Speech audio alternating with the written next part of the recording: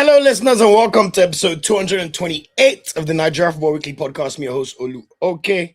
Today, of course, we're back with another version of our weekend preview podcast, where we'll be going through the topics you can see on the screen. So, Champions League, Europa League, and Conference League reviews based on all the games that have taken place over the midweek. Then we'll quickly touch on some championship games as our players were involved in that. And then Eric Shell had an interview with a podcast literally today. So I just want to bring you some updates from that conversation that I've seen. And then, of course, we'll get into the meat of the podcast, which is the preview for the Premier League games involving Nigerian players and the ones and the other Premier League game previews, of course, the big one, Arsenal versus Chelsea. And then we'll do our top picks for the weekend outside the Premier League before the ones to watch and community call and discussion. Shout out to Aaron. I'm doing very well. Thank you. Thank you for joining. Much appreciated always. Thank you for the support. First of all, before I start, thank you guys so much, man. Oluoke of Nigerian Football Weekly. Press pass in Atletico Madrid Stadium at the Wanda Metropolitano. I'll be Riyadh Air Metropolitano. All thanks to you guys, man. If they didn't see any credibility from the channel, they would not have granted me the press pass. So I want to say a big thank you to everybody for making it happen. Like, it was such a surreal experience, sitting in the press box, being able to meet journalists. I even met one of the journalists from Gazzetta dello Sport. He was telling me he knows Osaso Bayon. He's the Gazzetta journalist for Spain. I met a guy, Alex Pinelda. He works for Marca sometimes. Diarroas. Just an amazing experience. And of course, to top it off, Atletico Madrid won the game handsomely by 4-1. Even though Simeone put on Lookman for just the last 20 minutes. But still, I want to say a big thank you. I appreciate it so much. I'm going to reply to every single comment. But honestly, it is because of the community. So I thank you guys all for making it happen for me. What an amazing experience. And now that we know that our two star boys in the Champions League will be playing English teams in the next round, let's see what's possible when the time comes. And hopefully I'll be able to go and cover the games either against Liverpool or Tottenham. Because Atletico Madrid or Galatasaray will be Liverpool or Tottenham's opponents no matter what. So really exciting stuff to look forward to. Once again, like I said, apart from thank you guys, I want to say thank you. We've just crossed 11,400 subscribers. So shout out to everybody who's new here. I appreciate the support, appreciate the love. Thanks for joining and just being amazing people, man. You guys watch everything, give your support. We're always in constant communication, and because of you guys, we're seeing the reach grow of the podcast. So shout out to everybody. Please continue to like, share, and subscribe. If you're watching this, please like the video. It does us a massive amount of good.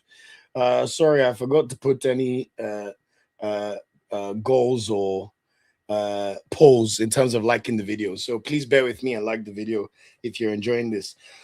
Also, if you want to support us slightly more, please know that we have our memberships available. You can join as a member today, and that means you'll be able to join our members-only live streams on Wednesday. Apologies to our members yesterday.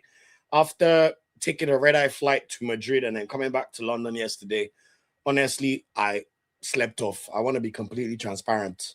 And I woke up and it was way past the time I should have done the live stream. So apologies to the members for that. And of course, I've now created a dedicated members-only Discord channel. So look out for that during our next members-only live stream on Wednesday. Okay, so to get into it, oh man, Nigerian players have had a fantastic week, I gotta say. Starting with the Champions League as usual, I have to start with, what's giving us exposure on the channel. We all know how Tuesday went. Club Brugge against Atletico Madrid. Unfortunately, Onyeka was injured for this match. I mean, he was suspended for this game. Sorry for the oversight in not remembering that. I think that was a huge miss on the day, must be said, for Club Brugge. And you definitely felt the impact of Rafael Onyeka's miss, especially in the second half. Even Diego Simeone mentioned the fact that Onyeka didn't play, so he knew that was definitely something that played a part in how the game went. But anyway, it was such a pulsating game, especially in the first half. It was already 3-3 from the first leg. And then to watch that first half and it played out, the first half was literally basketballs. Let's just put it that way. Both Atletico and Club Brugge, I love the spirit from Club Brugge. They just decided they're not going to give up. And they're going to just give their best foot forward to win the game. And honestly, we saw that in the first half. Unfortunately for them, we saw yet another mistake from Mignolet. It has to be said, in 23rd minute, Jan Oblak punted the ball straight down the middle. And Soloth, and I don't even know who the defender was, but he did a shocking job of defending. And then Soloth just shot the ball straight at Mignolet, but it's like he had butterfingers or something, and the ball just slipped into the net. But of course, Atletico Madrid didn't care. It was still a powerful shot, but she really should have been saving it. Obviously, Mignolet from Liverpool, you guys remember. And that was it, literally 1-0. But just before halftime, 36 minutes, Joel Ordonez, the Ecuadorian centre back. Can you imagine that Ecuador have Hincapié, Ordonez, Saicedo as their team, as their spine? That is kind of crazy. There's another centre back I'm forgetting who plays for Ecuador. But man, there's a little crazy thing happening there. This is a country with a population of like 3 million. But look at the kind of talent they're churning out. Anyway, he left the pitch due to an injury, but then he came back on for the corner kick, and the Atletico Madrid players just left him unmarked.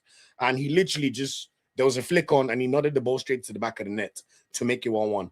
So at halftime, the game was very keenly poised, very interesting game. Exactly like Aaron said, Ecuador are very solid midfield and defense. But the game was, at halftime, you were still thinking this game could go anyway. Carlos Forbes, oh my God. That guy's electric, Portuguese winger. I know he came through the Man City Academy and then he went to Ajax, but didn't do well at Ajax. But he terrorized Atletico Madrid on Tuesday, it must be said, especially the first half. He was destroying the fullbacks. Honestly, it was amazing to watch. But of course, we have to also say Soloth, Marcos Llorente, Giovanni Simeone. Giuliano Simeone was fantastic in the match. And honestly, the Atletico Madrid atmosphere was one of the best I've experienced. I've been to the Camp Nou before. Camp Nou does not have a good atmosphere. It felt like a ball when I watched. Maybe it was a La Liga game they were not very excited about, but this was in like 2017. So to be fair, it was a long time ago. But that's where Messi, Neymar, and Co are still there. So at least I can say I saw a Messi goal live in the flesh, even though I used to be a Ronaldo guy. But after the 2022 World Cup, there's no discussion. Anyway, halftime, Atletico Madrid just turned on the blitz. That was it for them. They were like, enough is enough. And literally 3 minutes into the second half, American central midfielder Johnny Cardozo. By the way, he'd been getting criticism from Atletico for his performances recently, and he was injured. But he fired in a fantastic shot from just outside the box, which his goalkeeper Mignolet could do nothing about. And that's how it was 2-1. And honestly, Atletico Madrid just never let off in the second half. We didn't see any more goals until Lookman came on. He was brought on for the final 20 minutes of the game. And honestly, he definitely made an impact. If you see the third goal, it was definitely a Lookman assist, though I don't care what they say. He got played, very bad ball by Soloth, by the way, but he still adjusted his body and played a fantastic 1-2 with Antoine Griezmann, and then had the presence of mind to decide not to shoot, but to square the ball back to Alexander Soloth. Yes, took a slight deflection, but the next thing you know, Alexander Soloth literally just had to tap the ball into the net, and it was 3-1. And then 87th minute, fantastic cross from Matteo Ruggeri, former Atalanta fullback, and Alexander Soloth made a hat-trick. And that was that. 3-1 to Atletico Madrid. Probably the better team on the night for sure, and the team we probably wanted to progress. Because I like when the big boys all make it through in the Champions League. It should be like that. Obviously, we like the Bodo Glimt story and Sporting Lisbon. But I like, you want to deal with the big boys. Let's see how the big boys perform, Shout out to Atletico Madrid. Lookman now has 4 goals and 3 assists in 7 games for Atletico Madrid. So 7 GA. You can't really ask for too much. You just have to say what the fantastic performance. It's a shame Onyeka was suspended, but we now know, and we'll find out tomorrow, Atletico Madrid will be playing either Liverpool or Tottenham Hotspur next in the round of 16. Shout out to you, Charles. Good to see you on the live. I'm doing good, thank you. Hope you're doing well. It was still accredited as an assist to Lookman. Exactly. Thanks for saying that. And I love that comment by Aaron. In fact, Aaron, you know what? Today I was thinking to myself, because at the time when I used to think Nigeria had the best set of strikers in football, that was when we still thought Boniface, Yana, Chodem would still deliver and ginger themselves. We still have a decent pool, but when you think about the players floundering, I was thinking today that, is there a world where Norway have the best array of attackers in international football? Apart from Erling Haaland and Alexander Soloth, there's still Jørgen Strand Larsen. We know he's had a bad season this year, but last season he scored 15 prem goals for Wolves. So this is an attacker with serious credentials. You also have all those Bodo Glimt guys. That their captain, Hug. No, not the star player that went to AC Milan. They've got another guy, the captain with his long hair. He's very good as well. And then they've got Antonio Nusa on the wing, Oscar Bob. I'm sure there's other players I'm missing out. Obviously, Odegaard and Co. But when you look at the strikers, I think Norway, especially with Haaland, Haaland alone is already like, we know he's best striker in the world. Some people might say Mbappe, but pure out and out striker, I don't think there's any debate. Lingos. Then you now look at someone like Soloff, who could score a hat-trick on any given day. And Soloff's record, by the way, is not even that bad in professional football. I'm pretty sure this is a guy who's had at least one or two 20-goal seasons in his career. So when you're looking at marksmen, I mean, when you even look at his record for Norway, 26 goals in 68 games, scored 24 goals for Atletico Madrid last season, 20 goals in La Liga. I knew, yeah, exactly. Confirmed my suspicions. And the year before at Villarreal, he scored 23 league goals, 34 games, and 26 in 41.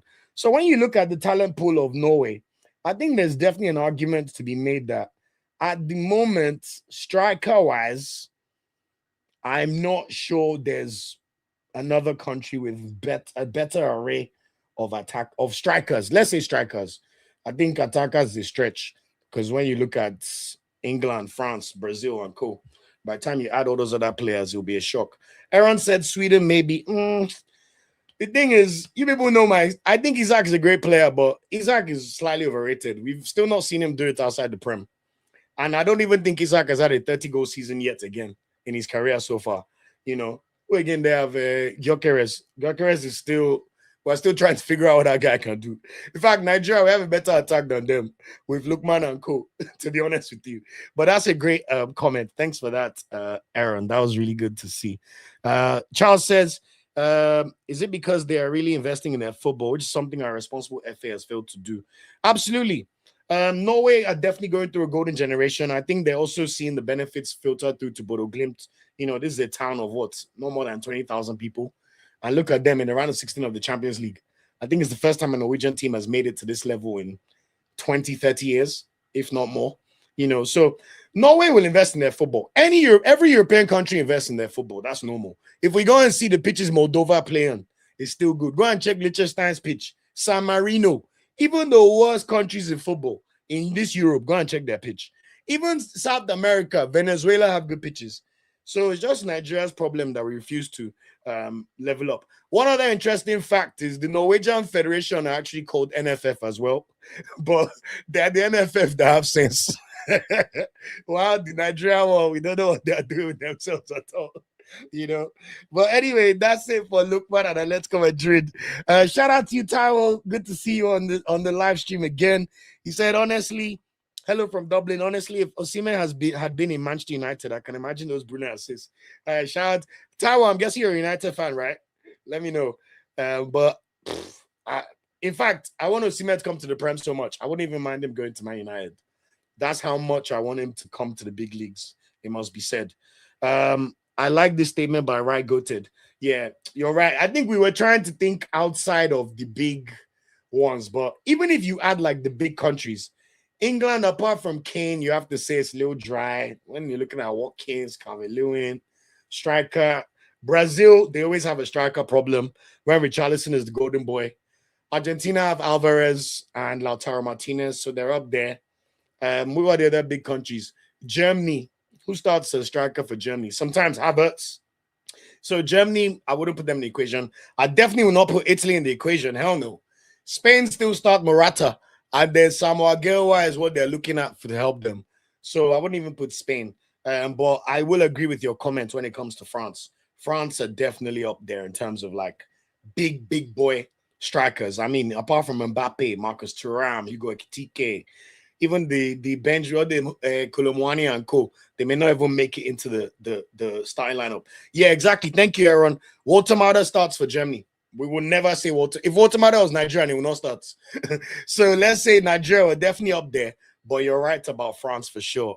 Thanks for that, Right Goated, for that reminder. That's good. Aaron said he heard news he wants to go to Juve. He talk about Osimhen. Oh, yeah. I'll be honest, the Osimhen thing, like, even listening to podcasts today, they're trying to make it seem like he was angling for a move to Juve, but I think it's just Osimhen's personality. Like, let me get to Osimhen. Let me get to Osimhen's part. But just so you know, on Tuesday, by the way, Leverkusen also played Olympiacos. Of course, Nathan Teller is injured, but he was not in the squad. But he was there just to support, and they showed a picture of him smiling. So I'm guessing he'll be back from injury very soon. And then Olympiacos, shambolic. Bruno Yemechi literally came on in stoppage time of this game. This game was pitiful. Leverkusen already had a 2-0 lead from the first leg in Greece, And the second leg was so boring. 0-0. There's no need to even talk too much about this game, to be honest. Congrats, Nathan Teller's team. Leverkusen will either play Bayern Munich or Arsenal. I don't know if they would rather play, but let's be honest, either of those teams is going to be a bloody day for them. When you even look at the stats in this game, Olympiacos needed to score 2 goals, and they took 7 shots in the entire match, 1 on target.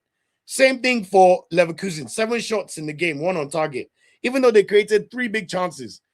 Like Patrick Schick was not in form on Tuesday at all. And even look at the expected goals. Olympiacos need to win, and they got an XG of 0.21. So just pitiful performance. So middle band, I don't know what you're doing over there, but it's probably a very, very good. Olympiacos are out to the Champions League.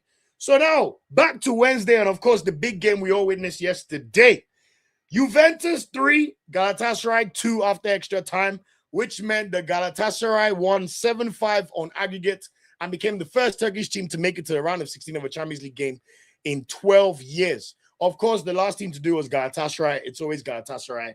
But when it takes you 12 years to reach this level, I think it really buttresses the point about how low the Turkish league is. I don't think we have our Turkish friend on here today who was arguing unnecessary arguments on Monday. Meanwhile, even Galatasaray reminded us of their level with their performance against Juve. So just to speak on the Osimhen thing, just so I don't forget, I heard podcasts talking about, is he angling for a move to Juve because they're one of the teams that he would have played for? Because when he did this Gazzetta interview, he said that, of course, 90% of players who want to play for Juventus, and of course, Luciano Spalletti is there. But it's natural he would say that about Juve. Juventus are by far the biggest club in Italy.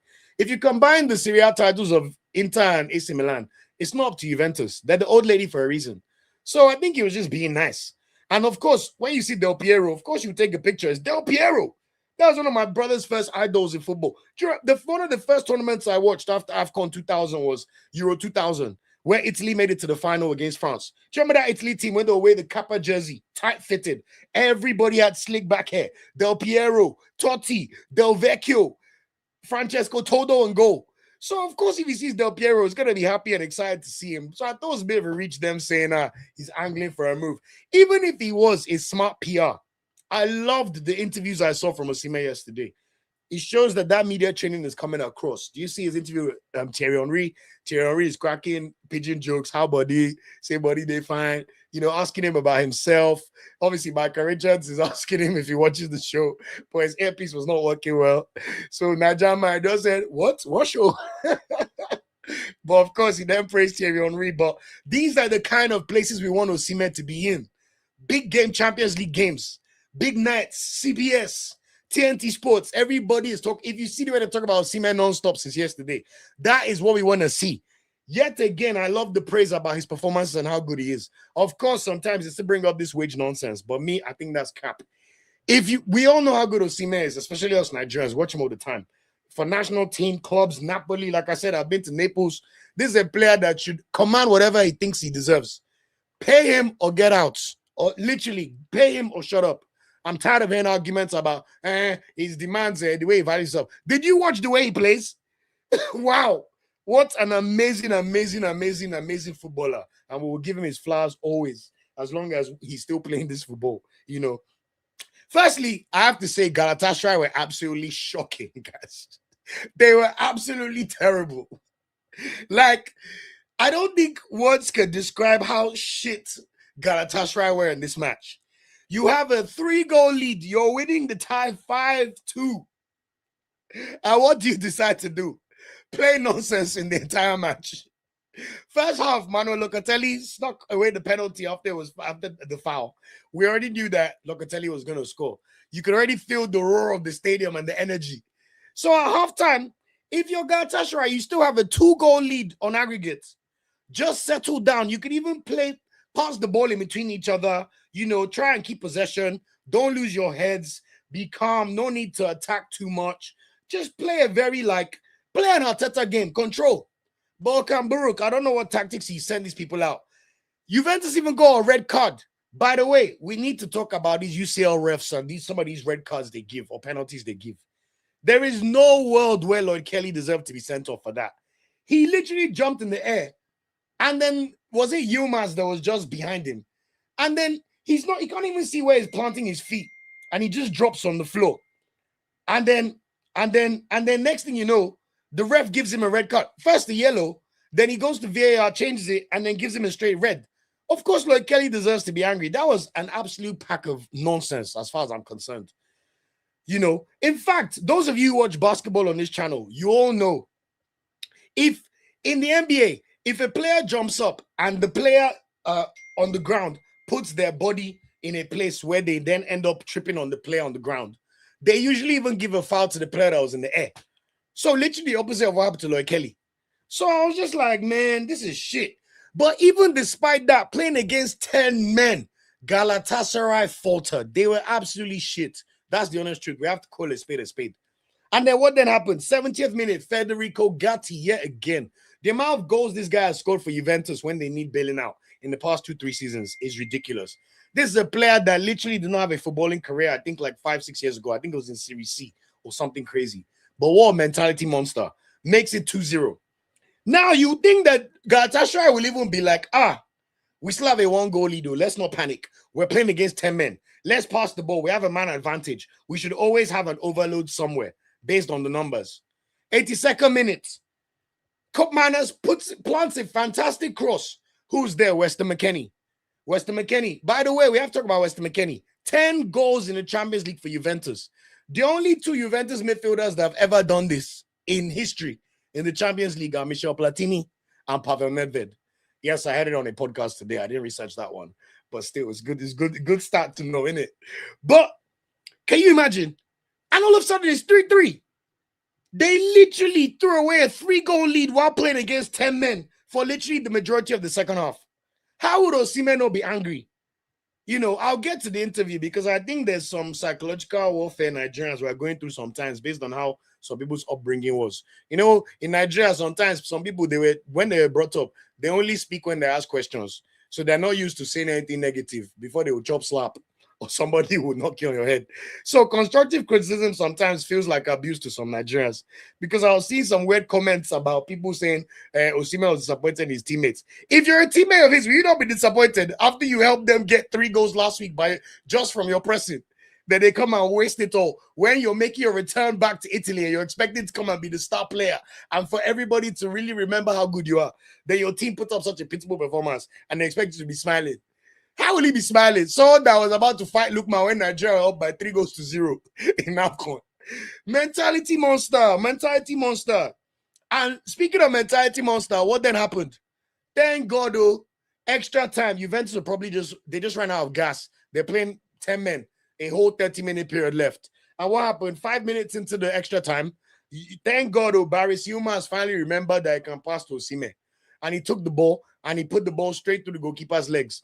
I heard on a podcast today that someone was saying, oh, it was a lucky finish. I watched Osimhen's interviews. He said he saw the keeper's legs open, and it was just an easy finish, put it through his legs. So, and I love the fact that he didn't celebrate. Why should he celebrate? He should not even be playing extra time in the first place. So, mentality, love it. And then 119th minute, a ball is passed through by Wilfred Singo. Osimhen is running towards the ball, and Baris Yilmaz is running to it. Osimhen, fair play, he allows Yilmaz take the shot, and he scored it. But if that Yilmaz guy missed it, I think Osimhen would have punched him on the pitch, I swear. And that was in the 119th minute. And all of a sudden, the tie was over. So I want you guys to hear these stats to know how amazing Victor Osimhen is before I get to the comments in the chat. Victor Osimhen scored his 7th Champions League goal in his 8th game in the Champions League this season. He was also the player of the match for the 4th time out of 8 games in the Champions League this season. He's the highest scoring Nigerian in the competition overall and the most goals scored by a Nigerian in a single campaign. I think the previous record was 5. I know for a fact nobody has ever scored 7 from Nigeria in a Champions League campaign. He now has 25 goals in 36 games this season in all competitions for Galatasaray, and we're not yet in March. So he's easily going to clear another 30-goal season. And look at his fitness. For people who used to complain about how injured he used to be in Naples, have you noticed since he's been in Galatasaray, the one thing I'll praise them about, Osimhen's injury record has been much better. Yes, still has 1 or 2 niggles here, but he's always available. So shout out to Gala. Maybe it's the love they're showing him. But Naples showed him love too. I can't lie. The love I saw there. Maybe I need to go to Galatasaray to compare. Maybe I'll get a press pass and go to Istanbul. Anyway, small by small. Let's not get too carried away. So he's got actually 17 goals for Galatasaray and 8 goals for Nigeria. but I still think he'll be on course to clear 30 goals for Galatasaray. He could easily score 13 over the next 3 months, especially with all the games in Turkey to play, the Turkish Cup. And, I hope he plays Tottenham. Can you imagine Osimhen against that Tottenham defense? That food. He'll be eating so good. You see the way Arsenal, you see how Gyökeres, once he realized he was playing Dragosin on Sunday, see the way Gyökeres all of a sudden turned into prime Lewandowski on Sunday. I want to see Osimhen play Tottenham so bad. First of all, we just have to travel to Tottenham Stadium in North London here, and we can watch the game. And then I want to see Osimhen rack up the goals, because if it's Liverpool, I mean, even him, he said in his interview that he would like to avoid Liverpool slightly, but they'll be ready. Who would you rather play? Dragosin, Romero, and Mickey van der Ven or Van Dijk? I know who I'll choose. So I think he will be definitely on close to get that. His interview after the game, he said, "I'm happy for my team advance to the next round. It's important to pass the message that in Turkey, we're the only team to put the country on the map. Absolute facts. The other teams are useless." Oh, I'm serious. Useless. Even with the red card, he then goes, "But the overall performance was nothing to write home about," which is facts. Juventus are not the kind of team you come into Turin and walk up on. Even with the red card, I think they have to be proud of themselves. I'm happy for the qualification, but we have a lot to improve on, and I'm sure the coach will see to it. We cannot put up a performance like this against the big teams. We can't bring the energy only at Rams Park. We have to bring the energy to away games as well. It's not going to be easy. You're playing in Turin against Juventus. It's going to be difficult, but all of us have to up our game to bring the fight to them and make them know we're also here for a fight." For the goal, he then mentioned what I said. I saw the goalkeeper already, and he thought I was going to cover into the corner, and I saw his legs were open. So it was a clear and easy goal to put it through his legs. In terms of importance, they asked him about how important this goal was in terms of all the goals he scored in the Champions League. He said, "It is one of my most important goals in the Champions League because it gave us a sense of calmness to be able to stay locked in. So if we could not score more, we could at least defend. So this goal was very important." So that's amazing. Yeah, just fantastic. I can't even count the number of interviews he probably had to do yesterday. That's what I should have tried to get press pass for, because Atletico Madrid didn't even put Lookman into the mix zone, so I couldn't even get to interview Lookman, but it is what it is. So, like I said, he's now awaiting a date in destiny in England, and you guys know me. I've spoken about Osimhen's reputation in England so many times on this podcast. I need him to come here and show the fuck out. And when I say show out, I mean, anyway, let's not get carried away. Let's see the draw tomorrow. But anyway, just to end, that means that either Lookman and Osimhen will both be playing in England. We just don't know which of their teams will be playing Liverpool and which team will be playing Tottenham. Me personally, I want to see Liverpool Atletico Madrid again. Do you remember the final game we watched before COVID, before lockdown in March 2020? Liverpool versus Atletico Madrid at Anfield. Alvaro Morata, Marcos Llorente. That is one of the best hate watch days of my life. With my twin brother sitting down beside me. Oh my God. In fact, when I saw Marcos Llorente on the pitch on Tuesday, that was the first thing that came to my mind. I was like, Marcos Llorente, I'll always love you, man. So I want to see Liverpool and Atletico Madrid running back again. And let's Galatasaray, after beating Juventus, they deserve an easy opponent. So hopefully they'll get Tottenham. So let's see what happens. So our two star players are the two remaining Nigerians in the Champions League. The only other Nigerian player still in the Champions League is Nathan Tella. Of course, he's barely played this season due to injury, but we'll see his Leverkusen team play Arsenal or Bayern. So let's be honest, they'll likely be out of the next round. But these are the kind of things I like to bring up, because if we want to be taken seriously as a nation and a big country, we need to have more players playing in the Champions League. And you have that by having your players playing for the best teams in the world. That's just facts. Senegal, there'll always be someone that will go far. Whether it's Nicholas Jackson, who else plays for a big team in Senegal? Why is my brain blanking? Ibrahim Mbaye for PSG. You know, you would always see the same countries. Hakimi now at PSG. They're always going to go far. Do you get what I mean? So you have to play for the best clubs in the world. And it's not a surprise that we're seeing that Let's Go here. We know it's a shock for Galatasaray, but at least I'm proud of Osimhen because this justifies his move. Even if he gives them one Champions League campaign that they can sing about for the rest of their lives, you know, he's done his job. Can you imagine if Galatasaray make a quarterfinal of Champions League? That's basically the equivalent of them winning the Champions League, if we're being brutally honest, because we saw how shocking they are when they really play the big boys, and they're not having the Rams Park atmosphere cooling them in. In fact, if Galatasaray play Liverpool at Anfield, But anyway, we wish our boys well. And the final teams in the round of 16 are Arsenal, Bayern, Liverpool, Tottenham, Barcelona, Chelsea, Sporting Lisbon, and Man City. Those are the 8-seeded teams who qualified directly. And then the 8 joining us will be Real Madrid, Paris Saint-Germain, Newcastle, Atletico Madrid, Atalanta, Bayer Leverkusen, Galatasaray, and of course, the amazing story of Bodo Glimt. What I love about this is Premier League supremacy. There's 16 teams in the Champions League round of 16. 6 are from the Prem.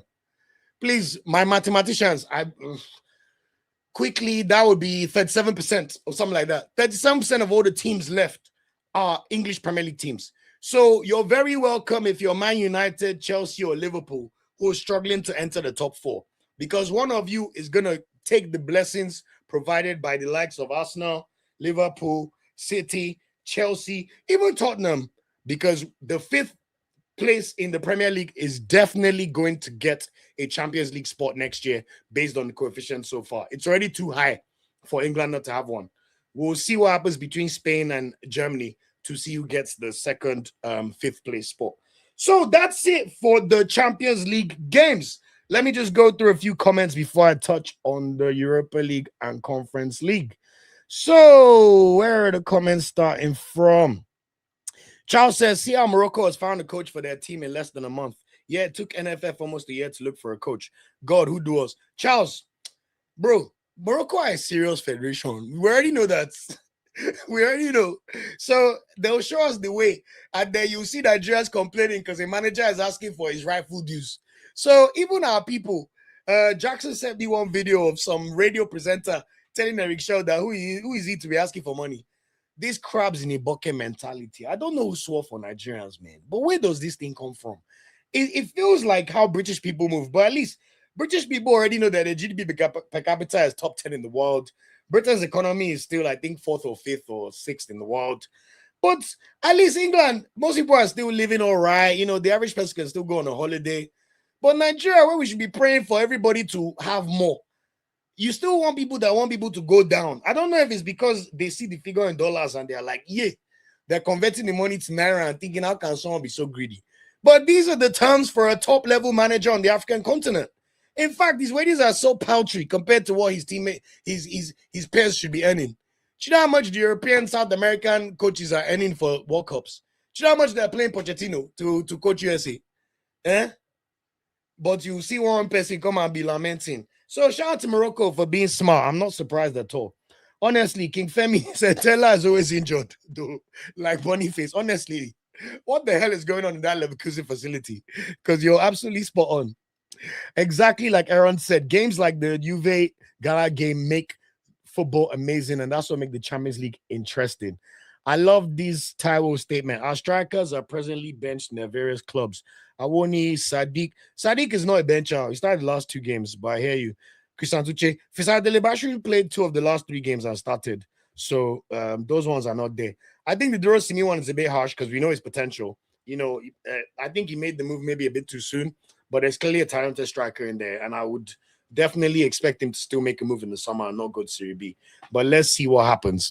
I like Charles' statement about his respect for Spalletti, but also, like you said, Gala players were being too selfish, you know. Aaron said it's 2026 and see where Italian football is now. 4 times world champions are in the playoffs. I think that statement, I'm not sure if it's like a bit of like over panic. We know that Italy missed the last 2 World Cups, but in the last 20 years, they've still won the World Cup, and they won the Euros literally 5 years ago, less than 5 years ago. We know they had to play the playoffs, and they literally shitted themselves the last 2 times. I think they lost to Sweden the first time, and then they lost to North Macedonia last time, which was an absolute shock. You know, yes, they may miss it again this year, but I would be very surprised. I think they get to play Macedonia again. Let me just triple check that for everybody. No, Northern Ireland. Come on, like surely they won't lose to Northern Ireland in Italy. But stranger things have happened, my friends. I think when it comes to the state of Italian football, it's a tricky one. You know, Juventus could have easily won yesterday, and we'll be saying Juventus and Atalanta have done their country proud. Inter Milan, that's the one that we have to just complain because I don't know how they lost. They got battered by Bodo Glimt across both legs after finishing 9th or 10th. And I don't even know how. This is a team that made 2 of the last 3 Champions League finals. Like, but I think they just underrated Bodo Glimt. And Bodo Glimt can jug. They remind me of that Ajax 2019 team. Man, they play as a team. They're so in sync. Then they have Jens Peter Hag, their star player, number 10, to come up with these heroic moments. I mean, what a story for football. And you have to say, Norway, they're having an incredible year. They're going to play their first tournament since 1998 in the World Cup. And, they get to play France. They get to play Senegal. I still think Senegal should beat them for sure. But, Norway are coming in heavy. They've definitely transformed their lives. So we'll see what happens with them on that situation. But I think the Italy thing is a bit over panic, because when you look at how things could have shaked out for them, it's not that bad. But Italy having only one representative is obviously not the best. But when you look at the overall tape across Europe, there's 6 Premier League teams. There are 2 German teams, Bayern and Leverkusen. There are the 3 Spanish giants, which makes 11. Which other country am I missing? Then you have Atalanta with 1, France with 1, and then 1 from Turkey and 1 from Norway and 1 from Portugal. So when you look at it, apart from Spain with the traditional 3 and Bayern and Leverkusen, which makes Germany have 2, there's a world where, apart from the Premier League, Germany could have easily ended up with just 1 team, like France have. So I think it's a bit red herring, but generally things need to happen, especially if they miss the World Cup. I think the biggest problem Italy have is their planning laws, because their stadiums are absolutely atrocious. It looks nice. Everybody says San Siro, but they have not built stadiums since the 1990 World Cup. So a lot of their stadiums are run down shitholes in the most respectful way I can be. Even that Napoli stadium, guys, trust me, when I went there, I couldn't believe my eyes. The toilets, they don't even have a stanchion where they could sell things like inside the stadium, like when you go to Arsenal or Tottenham or even Morocco and all those places. They don't have none of that in Italy, apart from the Juventus stadium. So shocking stuff. So thanks for that comment, Aaron. Roman says, my dad thinks Osimhen being at Galatasaray is good for his career. I think otherwise. I think it's good for him for now. He's won the Turkish league last year. He was the top goal scorer. I won the Turkish Cup. He will likely do the double again this year. And he's finally taking them to the Champions League round of 16, which they've not done in 12 years. And if they play Tottenham, I would fancy them to make it to the quarterfinals of the Champions League. Left to me, if he plays 2 seasons in Galatasaray, restored his reputation, he's already scored 7 goals in the Champions League. If he plays Tottenham, he may end up scoring 2 or 3 more. If he can leave the Champions League with 9-10 goals scored and ends up getting 2 league titles, 2 Turkish Cups, and a deep Champions League run, which a quarterfinal would be for Galatasaray, while being one of the top 3-4 goal scorers. In my opinion, he's done his job, and he's reminded the whole of Europe about who he is. The only problem now is negotiating that release clause from Galatasaray and this whole wage stuff, because I still don't understand how Galatasaray found 75 million euros to pay for Osimhen. I think they'll end up repaying that money over the next 20 years. We all know that most clubs, even though people are always deceived by the transfer fees, we all know about financial amortization. No club ever pays the 70 mil direct, unless it's those release clauses in Spain, like Thomas Partey time. But I don't want to talk about that nonsense guy. But you get the point. So even Galatasaray, maybe their whole strategy was to let Osimhen shine for them and then cash out. Because honestly, the way Osimhen is going, somebody's got to put up or shut up. If you can pay 100 million euros or pounds for Harry Kane when he's 29 years old, I'm sorry, you can pay 80, 90 million for Victor Osimhen while he's still 27. As long as we know Shai can still move his body and play very well. And he still has 4 or 5 years of his career. So I think if I'm a club, I'll invest in him, because Osimhen still has goals he wants to achieve. He needs to win an AFCON. He needs to play in the World Cup. And he needs to remain in the biggest club spotlights for a while, because that's what his talent deserves. So Galatasaray, I'm not mad at it for now. I've even got the Galatasaray picture over there, even though it's being blocked by our overlay today. But, I'm not too mad at the opinion. Shout out to your dad, man. Charles says, Tolu Simi, Uche should not have made the moves. I would agree with that, especially Uche. Uche was really the one that I'm really, really disappointed at how his career has gone, because at Getafe, he was playing every single minute. He was basically the star player. So we'll see what happens. Thank you for this statement, Aaron. World-class players need world-class money. Simple. King Femi said, Gala players suck, very timid, and play with fear. No strong characters except 3 or 4 players. Perfectly said. Leroy Sané was absolutely shocking, by the way. And that's the problem with Galatasaray. They still get enamored by big names, even when the big names have lost their verve. Leroy Sané showed exactly why Bayern let him go and did not pay him the money. Like I said, Osimhen is the outlier. A player in his prime should not be playing Galatasaray. Go there after he won everything like Schneider and Didier Drogba. That would have been my preference. But it is what it is. We'll see what happens. Aaron said, I don't think it was directed. That's what I was talking about, Lord Kelly. Yeah, definitely. That was terrible. I love this faith in Osimhen. Aaron said, when he joins a better team and gets better service, he's getting a 50-goal season. That would be monumental. That would be amazing. Charles says, I still cannot believe that our women football Instagram page not handled by someone employed by NFF. Guys, look, NFF is a reflection of Nigerian society. We try and pretend that there's no misogyny in Nigeria. I'll see people attacking feminists, which I cannot understand for my life. No woman is trying to kill you. They just want equality. This thing is literally mirrored when you look at our football teams.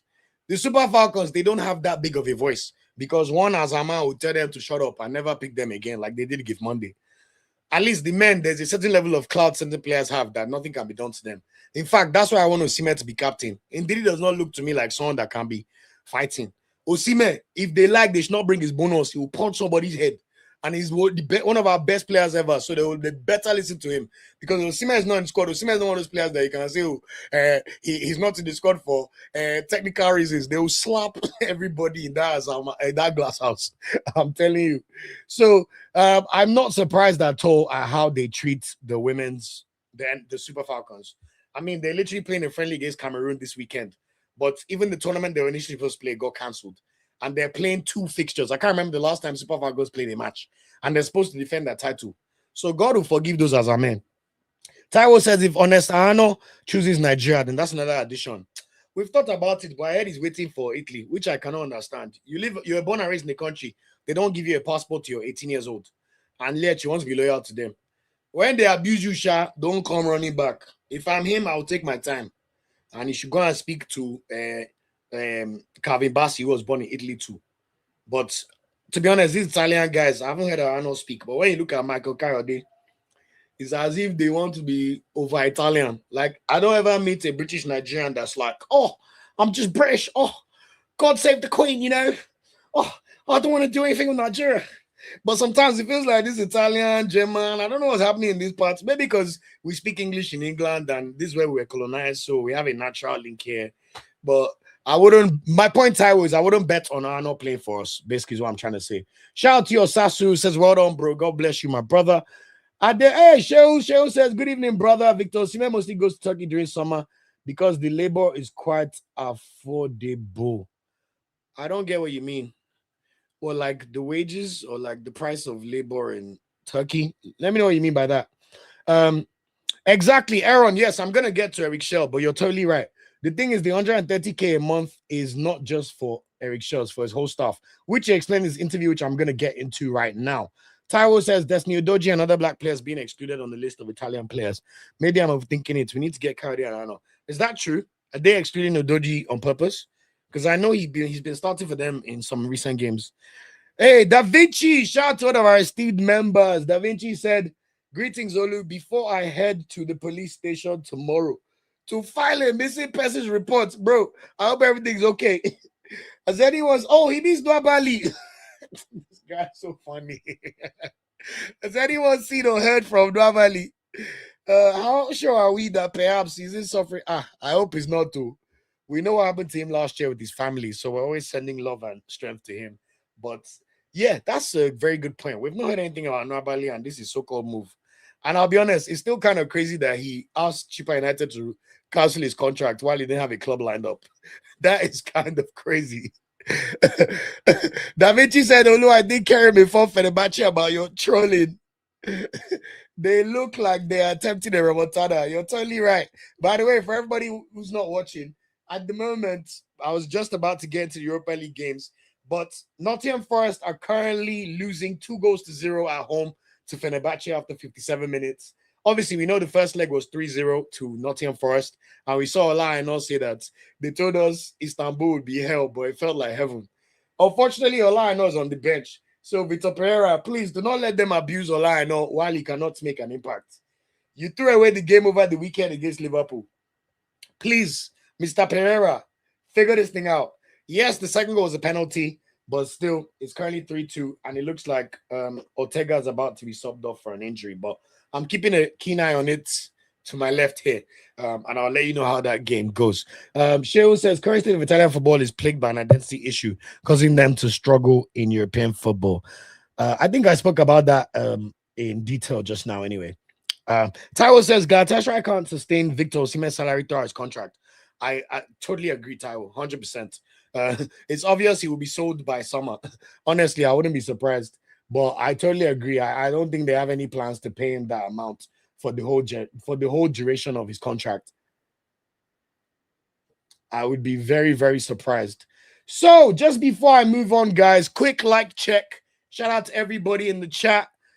Please like the video. I can see 71 people currently watching live, and we have 10 likes. I am begging you in the name of Jesus, please like the video. It's a way you can support us for free. If you're new here, welcome to the community. It would do me a world of good if you could subscribe if you love the content, and please like the video. I'm begging you. I don't want to see just 10 likes when next I check. So thank you guys so much. Aaron said maybe he just wants a passport. Well, Osimhen, come to England, I beg. Forget all this news you're hearing about Home Office trying to say you should stay for 10 years. If you're a footballer, come and play in England for 5 years, my bro. I'm sure they'll find a way to get you a British passport, my guy. A British passport is definitely, is it more useful than a Turkish passport? It's Turkey in the EU. I don't think Turkey in the EU anyway, so it's an interesting one. I thought that one conservative girl rejected a Nigerian student. Aaron, who are you talking about conservative girl rejected? Oh, that bad not. We're not going to mention that woman ever again. Nah, she should go in the bin. Finally, Taiwo said, Bamidele Yusuf, I'm going to speak on Bamidele Yusuf. Taiwo, I like your ball knowledge, man. You always watch. Yeah, man. About to get to Bamidele Yusuf right now. Okay, so, like I said, that's Champions League. And then Europa League. Earlier today, we saw Salim Fago start for Victor Pilsen in their clash against Panathinaikos for a spot in the round of 16 of the Europa League. Unfortunately, well, the good news is he started, but he was taken off in the second half. The first leg was 2-2, and the game ended 1-1. So it went to extra time, and then on penalty shootout. But unfortunately, Victoria Pilsen lost the penalty shootout by 4-3. I literally watched it just before I jumped on the live. So Salim Fago and co, sorry, you're out. Panathinaikos, congratulations to Rafa Benitez. He's their manager now. And of course, Cyril Dezas, who has spent 70 to 80% of his Panathinaikos career in the treatment table. But we're hoping that he may be able to make a recovery and somehow still play some minutes in this Europa League campaign. Also, Kelechi Iheanacho was on the bench. I'm not even sure if he came on in this game. Let me double check. But Celtic somehow managed to win in Stuttgart by 1-0. But of course, they were so absolutely useless because they lost the first leg by 4-1 at home. And honestly, they're even lucky to win the game because Stuttgart had 21 shots, 5 shots on target. I was watching it in the corner of my eye. They even had a goal disallowed. And they absolutely destroyed Celtic. But Celtic got the 1-0 win, but they also bow out. The good news is Kelechi Iheanacho came off the bench to make an appearance, so at least he'll get his match bonus for playing in Europe. But Celtic are also out of the Champions League, so bye-bye, you. And as Taiwo just expertly noted, Bamidele Yusuf, the winger/striker, he's primarily a right winger, but he can play as a left winger and a striker. He was in action for Ferencváros earlier today. The good news is he started the game and they won the match against Ludogorets by 2-0. And the good thing is they actually lost the first leg by 1-0. So fantastic performance from Ferencváros. Is the least they deserve because just before the end of the group stage, they were firmly in the top 8, but they lost their last game, which pushed them out of the top 8. So good to see Ferencváros in the round of 16. And of course, we'll continue to track Bamidele Yusuf and see how it performs for his team. And then finally, earlier today, we saw Red Star Belgrade's Franklin Uche. They bowed out to Lille. They lost by 2-0 at home, even though they beat Lille by 1-0 away last week. So basically, it seems like apart from Bamidele Yusuf, all our boys are out of Europa League, at least that played earlier. All I know is now on the pitch. He's even on the ball right now. So hopefully Nottingham Forest can hold on because I do not need Ola and slander at all, man. And I want to be able to banter Fenerbahce. You know, we don't really banter too much here, but You know what I mean? Let Galatasaray be shining. Also, in action right now is Girasor. Genk are playing Dynamo Zagreb. When I last looked, it was 0-0, but they're 3-1 up from the first leg. When you beat your opponents by 3-1 away, let's be honest, the fixture is primarily over. Unless you're Nottingham Forest. Speaking of that, look at me as I just said that. I just checked the score. Dynamo Zagreb are winning 2-1. And the goal was scored by Girasor. Hey, fantastic. So Girasor was on the score sheet for Genk. And then Dynamo Zagreb made it 2-1 in 57th minute through a penalty kick. So basically, if Dynamo Zagreb could get one more goal, it would go into extra time. So let me keep that one in the corner of my eye and keep looking. And then finally, in the Conference League, there's no need to talk about it because Uche was not in the squad for Crystal Palace, but it was currently 0-0 when I checked, and they were drawing 1-1 on aggregate to a Bosnian side, which is an absolute disgrace. Thankfully, they're now winning 1-0. Maxon Lacroix, the centre-back, has scored. So let's see if they're able to see that game out. So that's it in terms of all the European football for this midweek. The draws for all the round of 16 games will be done tomorrow. The most important one for us to really look forward to is the Champions League draw, which will be taking place at 11 a.m. UK time tomorrow. So if you're in Nigeria, it will be 12 noon. And based on your time difference, work out what that looks like for you. Me, as an Arsenal fan, I cannot lie to you. I do not mind playing Leverkusen or Atalanta. But my hope is that we end up on the side of the draw as Sporting Lisbon. There's a world where Sporting Lisbon will play Bodo Glimt, while Real Madrid will have to play Man City. And I am desperately praying for that outcome. And for that outcome to happen, it means Arsenal must play Bayer Leverkusen. So I want and I need Bayer Leverkusen, because if you tell me we beat Bayer Leverkusen, then we have a quarterfinal matchup against Bodo Glimt or Sporting Lisbon. Ooh la la, ay ay ay, oh lo lo, ah la la, oh lo lo. It's going to be very exciting, but we'll see what shakes out in the Champions League draw tomorrow. So thanks for all the engagement for that section. Please like the video, Adebego. Or let me speak pidgin. Maybe that will help. How many likes do we have now? 26. Okay, improvement. Guys, now, I'm begging now.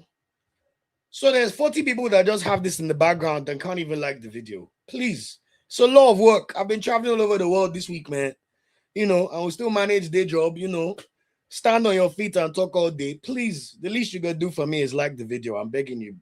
Begging. Thank you very much.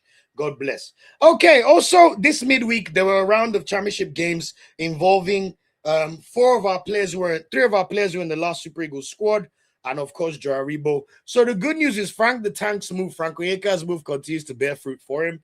It looks like it's definitely worked out. He played 90 minutes for Coventry for the third straight game, and guess what? Coventry won their third straight game on the bounce. 3 starts and 3 wins. Coventry beat Sheffield United on Wednesday by 2-1, and they're now 5 points clear at the top of the championship over Middlesbrough with exactly 12 games to go. So fantastic impact by Frank Onyeka. Even though they're only 5 points above, you must say Coventry are by far the best team in the championship. I mean, they've scored a whooping 70 goals in 34 games. Frank Lampard ball is balling. We all know Frank Lampard always does well in the championship, to be fair. He did the same with the Derby team that had Tomori. Remember that team? But they have 70 goals, and the nearest to them is on 56 goals. You know, so that's a significant gap. And they're only 5 goals less conceded than the team with the best defense in the division, which ironically Stoke. But the championship is just a bloodbath, man. Like, when you look at the points total between, like, 7th and... The difference between 7th and 18th is literally 9 points. So a lot of movement still going to happen between now and the end of the season. But congrats to Frank the Tank, and we look forward to welcoming you back to the Premier League in August. Next up for them, they play Stoke at home on Saturday, 4 p.m. Nigeria time. Bright Osayi-Samuel, on the other hand, was also in action for Birmingham City, but they lost 3-0 to Millwall. Millwall, ironically, are really pushing for a promotion, you know. They're now 3rd in the championship. I'm only mentioning Millwall because that's my local. Lewisham, you know. That's Millwall. Hey, Nottingham Forest have just scored. Callum Hudson-Odoi. Game over. Fantastic finish. Left foot straight into the bottom corner. All right, that's good. So Fenerbahce, bye-bye. Anyway, back to the program so I don't ramble too much. Millwall are currently third in the division, which is quite fantastic to see. But this bad result, that 3-0 loss has literally seen Birmingham dropped from 7th to 10th, and they're now 5 points behind Wrexham in 6th place. But of course, there's still a lot of football to be played. But this is what I mean about how bunched up the table is in the championship. So one loss or one win could catapult your team up or down the table. Alebiosu played 90 minutes for Blackburn, but yet again, Blackburn lost. They are now 20th in the league, but they're 4 points above Leicester, who are in the relegation zone. And the only reason why West Brom would have been in there as well. Leicester had 6 points deducted from them, by the way. So that means Blackburn are very, very lucky. They're only 4 points above the relegation zone. All I know is Alebiosu has shown enough quality that he's not going to play in League One. He's not Gabriel Osho. If they go down, he's going to find his way to a top 5 league or top 10. So let's see what happens with him. Next up for him, his team plays Derby away on Saturday. Also, by the way, it was a lie. I know that assistant. Oh, it's not always go. Hey, yeah, they're showing content and going to see crying. This is the Turkish league, I remember. Go and sign players when they're on their way down. Guendouzi, Kante. I've seen Asensio there. Anderson Talisca. This is more the normal kind of vibes you expect from the Turkish league. Anyway, and lastly, Joribo played 15 minutes for Leicester as they drew 1-1 against Middlesbrough on Tuesday. They're still in relegation, as I said, but they've not won a game since January 10th. So it's almost been 2 months since Leicester City won a game. But luckily for them, they're only 1 point behind West Brom in 21st, so West Brom may just sneak in. Next up for them, they play Norwich at home on Saturday, and we'll see how things shake out for our boys. So the good news is Frank Onyeka's team are top of the championship, so we'll likely come back to the Prem. Even though Semi Ajayi is injured, Semi Ajayi's Hull City are currently 5th in the championship. And let me not lie to you, I know you people have said they should face Semi Ajayi out. But hear me loud and clear. If Hull City make it back to the Premier League, and Semi Ajayi is starting games, I will shut up. I've left it at that. We'll also see who else is close to promotion. Maybe Osayi-Samuel. But honestly, if Osayi-Samuel plays another season in Championship, down is his business. And you know what? It is what it is for him. Comments. Victor Osimhen's talents. Sheon said, want to move away from Turkey. Yeah, definitely. Yeah, we all agree with that. We've definitely said that at least 10 times today. Aaron said, how does the team have a negative points total? What is going on Sheffield Wednesday? Great question, Aaron. So, Sheffield Wednesday are currently going through one of the worst periods that an English club could go through in terms of really, really bad mismanagement from their owner. They owe so much money in debt. They're even struggling to pay their players their salaries. You know, I think they've been owing players as much as 2 or 3 months' salary. So basically, the championship, the Football League fined Sheffield United and hit them with a, was it like 30 points deduction or something crazy? I will get the right information for you right now. It is, hurry up, internet. Yeah, Sheffield United. So Leicester were docked 6 points, and then they've deducted 18 points from Sheffield for Wednesday. So make no mistake about it, they're still the worst team in the division, but that's what happens when you can't pay any of your players, you know. But for them to have 1 win and just 8 draws, they've lost 25 of their 34 games. In fact, their longest serving player, Barry Bannon, who was there for 8 to 10 years, he used to play for Aston Villa previously. I know he left the club in January. So that's how bad and dire things are for Sheffield Wednesday. I think, in fact, to even make it worse, I read today that the preferred bidder that Sheffield Wednesday wanted to take over their club has now withdrawn from the process. So, Aaron, let's just say it is a bloodbath. Everything that could be going wrong with the club is going wrong at Sheffield Wednesday right now. So we'll see what happens. Timothy said, Osayi watches this channel. Be mindful. I didn't say anything wrong. This is my thing about Nigerians. Why should we not talk? Like, what's the problem? Like, if you're a journalist, you're going to say things sometimes that players won't agree with. Like, it's not if they be worried about footballers. They're not gods. Like, I'm even older than all of them. I beg. I will speak my mind. If they don't like it, they should come and tell me. What do I say? Oh, you're a great player. I want you to play for a better club. I rate you as a footballer. I want you to play in a better league. Oh, that will make him mad. If that makes a player mad, then that's his bloody business. Like, I don't see how that's something to be careful about. Nigerians, learn to speak your mind. Nobody will beat you. Nobody will beat you. Timothy, don't worry. We can speak as we like. I didn't say anything bad. You're welcome, Aaron. Hey, Ilya, shout out to you, man. Thanks for joining the stream. Much love always. And thank you. Okay. So, guys, I've got something I want to share with you all. As I said earlier today, interview dropped on a podcast by Eric Schell. He gave an interview to a podcast in France called Histoire de Foot Podcast, which means history of football. I have just, oh no, that's not the link.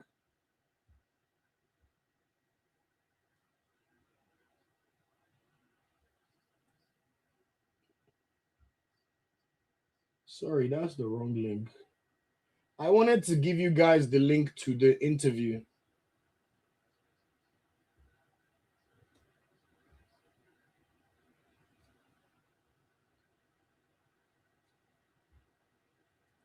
Sorry for the slight intermission. I'm trying to just get the information to everybody.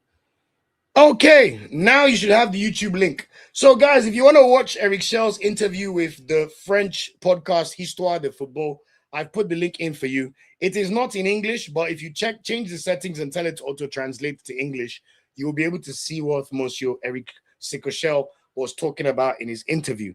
So, as I said, he made that appearance earlier today. At least that's when it was put out this morning.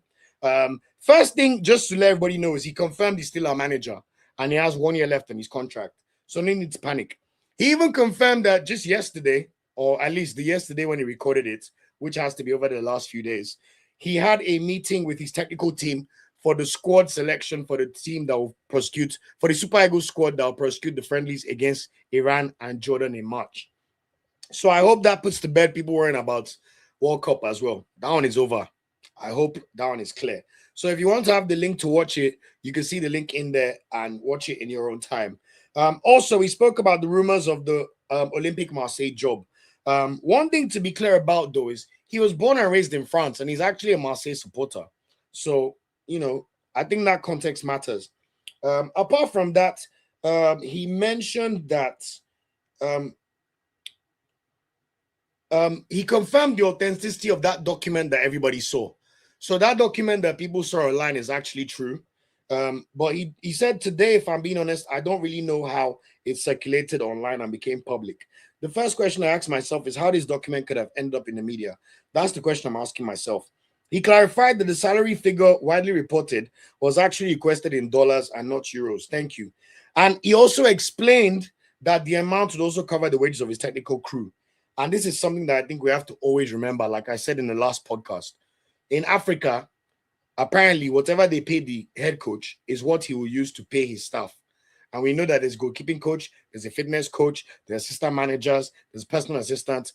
We don't even have anywhere near the kind of technical staff we should have. Morocco have at least 20 technical staff. And I'm sure they're not owing any of them 1 month's salary. And I already know that Walid Regragui, we know he has stepped down. But we know the new coach of Morocco will be earning at least $500,000 a month. So please, if you want to be beating Morocco, because Nigerians will come here. I remember when we lost to Morocco. So people came here and said, what's the point of watching the bronze match? How could we not beat Morocco? Do we have the same standards as Morocco? When Nigerians complain at a manager asking for his fair due, do you think this is like amateur football? Someone said it was $100,000. Someone said it's greedy. That is Nigeria that made him. If you made him, why did you go and ask him to become the manager now? It's not because you saw the work he did for Mali. I can't stand our people sometimes, honestly. Like, it pisses me off so much. Like, honestly, it really, really, really, really does. Anyway, the good thing is he said that, look, discussions remain ongoing. And he hinted at flexibility if both parties can reach a common ground. Also, he mentioned that all those demands, 19 demands, they're very normal demands. As he said, he's got a family. He wants to live in Nigeria. If he's coming to live in Nigeria, it's right that Nigeria offer him tickets whenever he needs to move. Is it because people don't work for a big company? When I was on Amazon, when I used to go on official work trip, Amazon will pay for the flights. Like, I don't know what is going on with the way we think sometimes. And then you now see, especially some, let me choose my words carefully, some ignorant journalists, let me use those words, will now go and be telling you someone's asking for too much money. Which dirty Nigeria made him? As if he's not the one that gave us hope to even still make the World Cup. after the nonsense Pesero and Finidi George did. But like I always tell you on this channel, my biggest problem in Nigeria, we have amnesia. We forget too easily. We forget too easily all the time. You forgot that we missed World Cup because of Finidi and Pesero, and the NFF failing to hire a manager for 3 months because they want to pay him salary. And all of a sudden, the coach that now played the best football we've seen in 25 years, you now want to scapegoat him and turn him into a victim. Because of what? Because he won a bronze medal. And he actually made our team play fantastic football. And he actually did his best to almost take us to the World Cup, despite never spending more than a week with the team until the AFCON. Come on, man. Get real. Then later, someone will tell you, Nigeria must win AFCON. With what facilities? With what contracts? With what setup? Better go and pay that man. Go and find Dangote or one of those, all those rich people that are saying, oh, we'll offer the players $100,000 each if they win AFCON. NFF, Gusau, go and speak to one of those guys. Because I know your brain is only government funds you can think of. You're not telling us how slow the money will come. Nobody should piss me off here, man. But anyway, Eric Shell, I did for you. I hope you remain our manager. But look, you got to do what you got to do. You're a coach, you have to look for better opportunities. If you're Eric Shell and Marseille wanted you, will you not go to Marseille? Guaranteed wages every week compared to NFF that will go and put you in that Uyo stadium and tell you to train in one corner and be carrying your own training facilities. Versus Stade Velodrome in France, in your home. Let's use our sense here now, please. In fact, on the Marseille stuff, following the Zerbi's move, he said, I have had absolutely no contact with Olympic Marseille's management. Marseille have since appointed Habib Bey, as we know. So he also said, I signed with an agency with the aim of developing and growing as a coach, which is right. The same way players are ambitious, coaches are ambitious. Normal.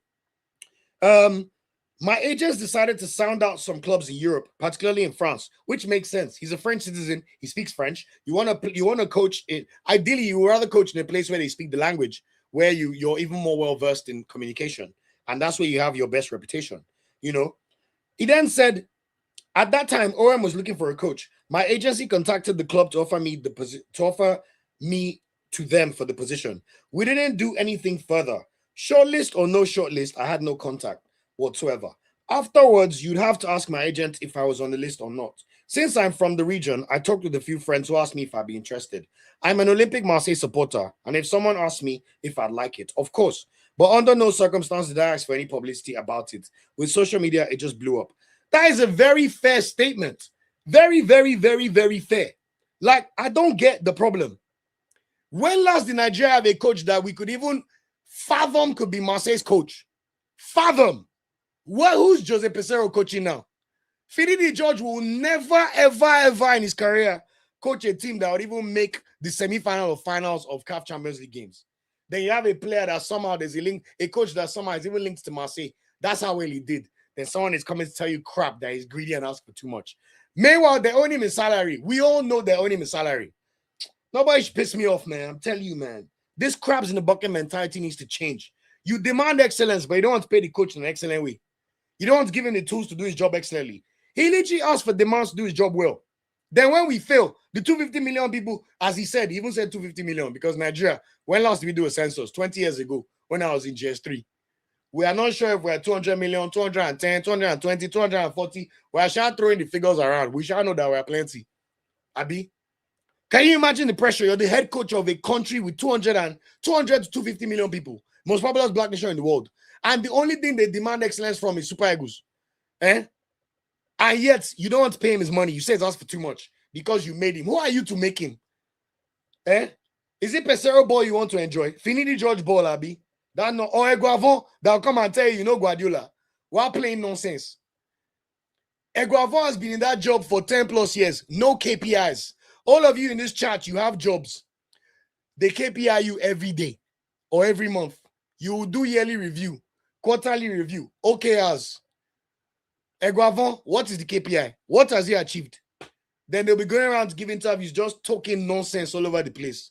They're all rubbish. Eric Shell, we're with you, man. Ask for your demands, negotiate it to the T. Let NFF go and find the money. They need to go and talk to Bola Tinubu. Because let them try and sack this guy now. They will see the way Nigerians will ginger. But the truth at the same time, sometimes Nigeria is a docile society. They will change manager. Everybody they will cry on social media. Nothing will happen. I don't know what could happen anyway, but I hope they find a common ground because Eric Shell needs to remain with us.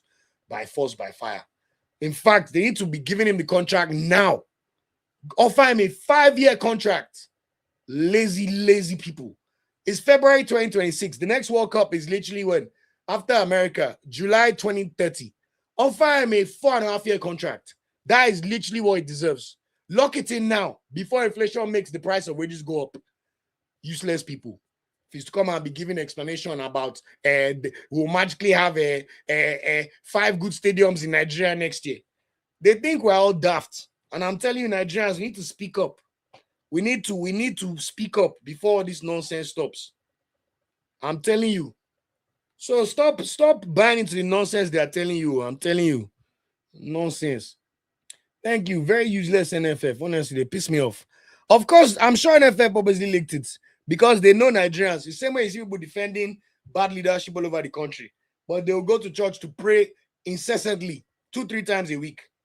Even God, when I was in Faith Academy, they used to tell us prayer without action is nothing. I think I said it one time and someone on the chat told me that it's not in the Bible. So, like I said, I heard it in church when I was growing up. So, even if you go and pray for things to be better, but you are still closing a blind eye to bad leadership because they are from your tribe or one kind of nonsense, you now complain again. The 4 years will pass, you forget the nonsense they did before. Do you know how many Nigerians have forgotten that Nigeria did not make the 2015 AFCON or 2017 AFCON? God will help us. Anyway, it's all good. It's all good. Irene said, "Don't blame we Nigerians. We are just delusional." Imagine a Pinnick saying that built Moroccan stadiums are in Nigeria. Exactly. Thank you for that comment. I didn't even see that before I mentioned his crazy comment about stadiums. While he was NFF president, we didn't see one good stadium outside Uyo. And like I've told you guys before, even that Uyo stadium, compared to what we saw in Morocco with our eyes or Ivory Coast, we have to do better. We're the only so-called top-tier nation in Africa that does not have a good stadium in our most popular city. It is crazy. Then they'll come and tell you they are looking at Teslim.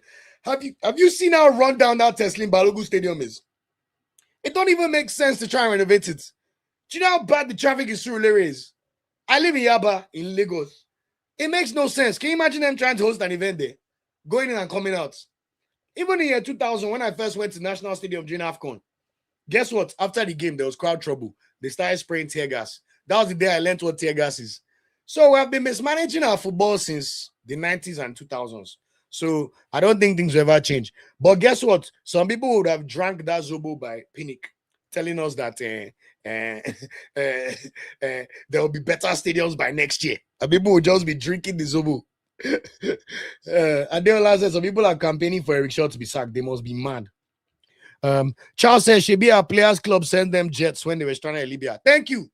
In fact, is that not the same way the Turkish clubs send the private jets, take them straight from Morocco back to Turkey? Rubbish. Meanwhile, him that is employed by NFF. In fact, he should be like players. You should say, you know what, I'll take a club job while I'm your national team coach, like his football manager, since they are very, very useless and disorganized. Irene said, I'm very sure NFF employees Shaw thinking he will fall and save face for time wasted on looking for a coach. Now it blew in their faces as they are caught unaware and Nigerians are pressing their neck. Good. They better keep him there. Charles says, Uche, what's the problem? Waiting concern Libya with NFF.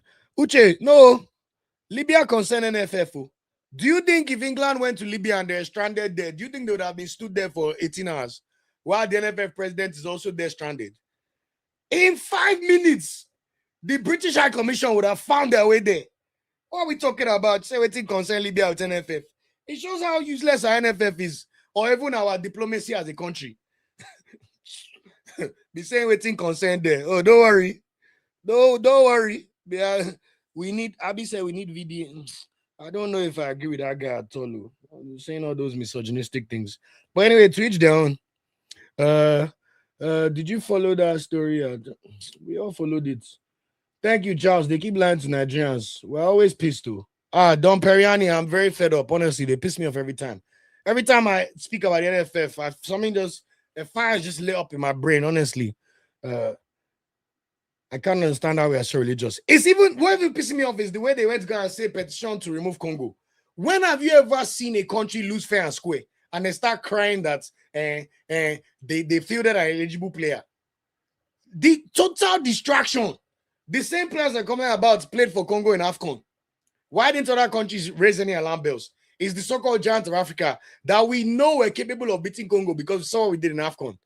Then to now distract Nigerians from talking about their incompetence.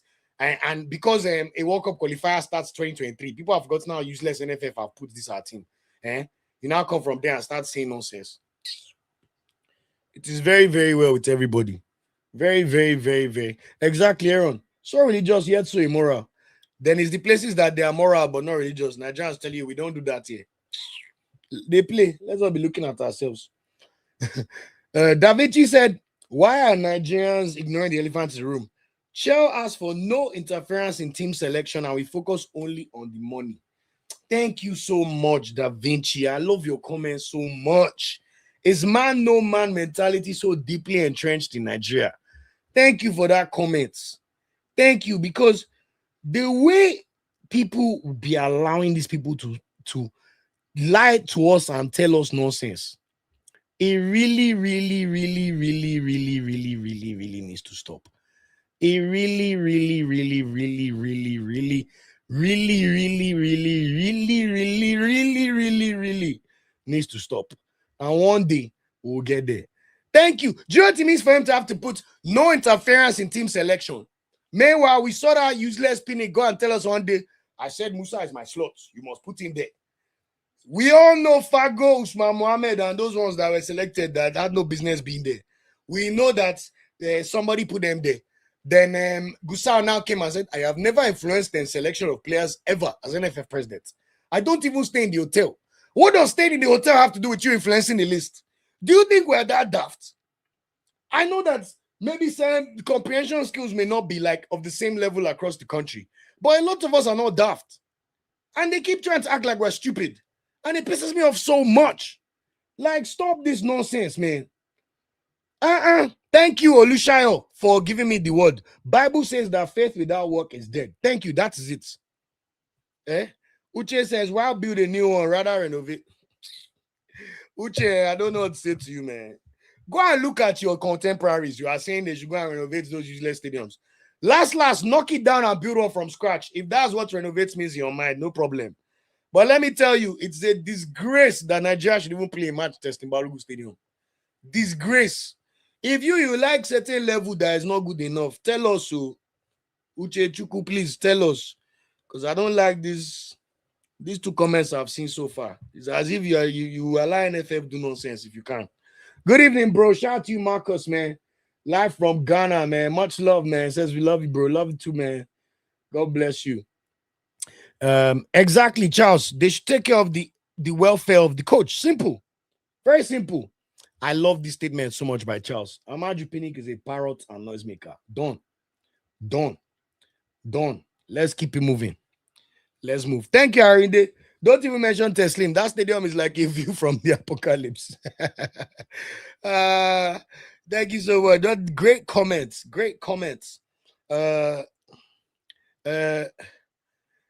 Uche, you did the research. Oh yeah, do your own podcast now.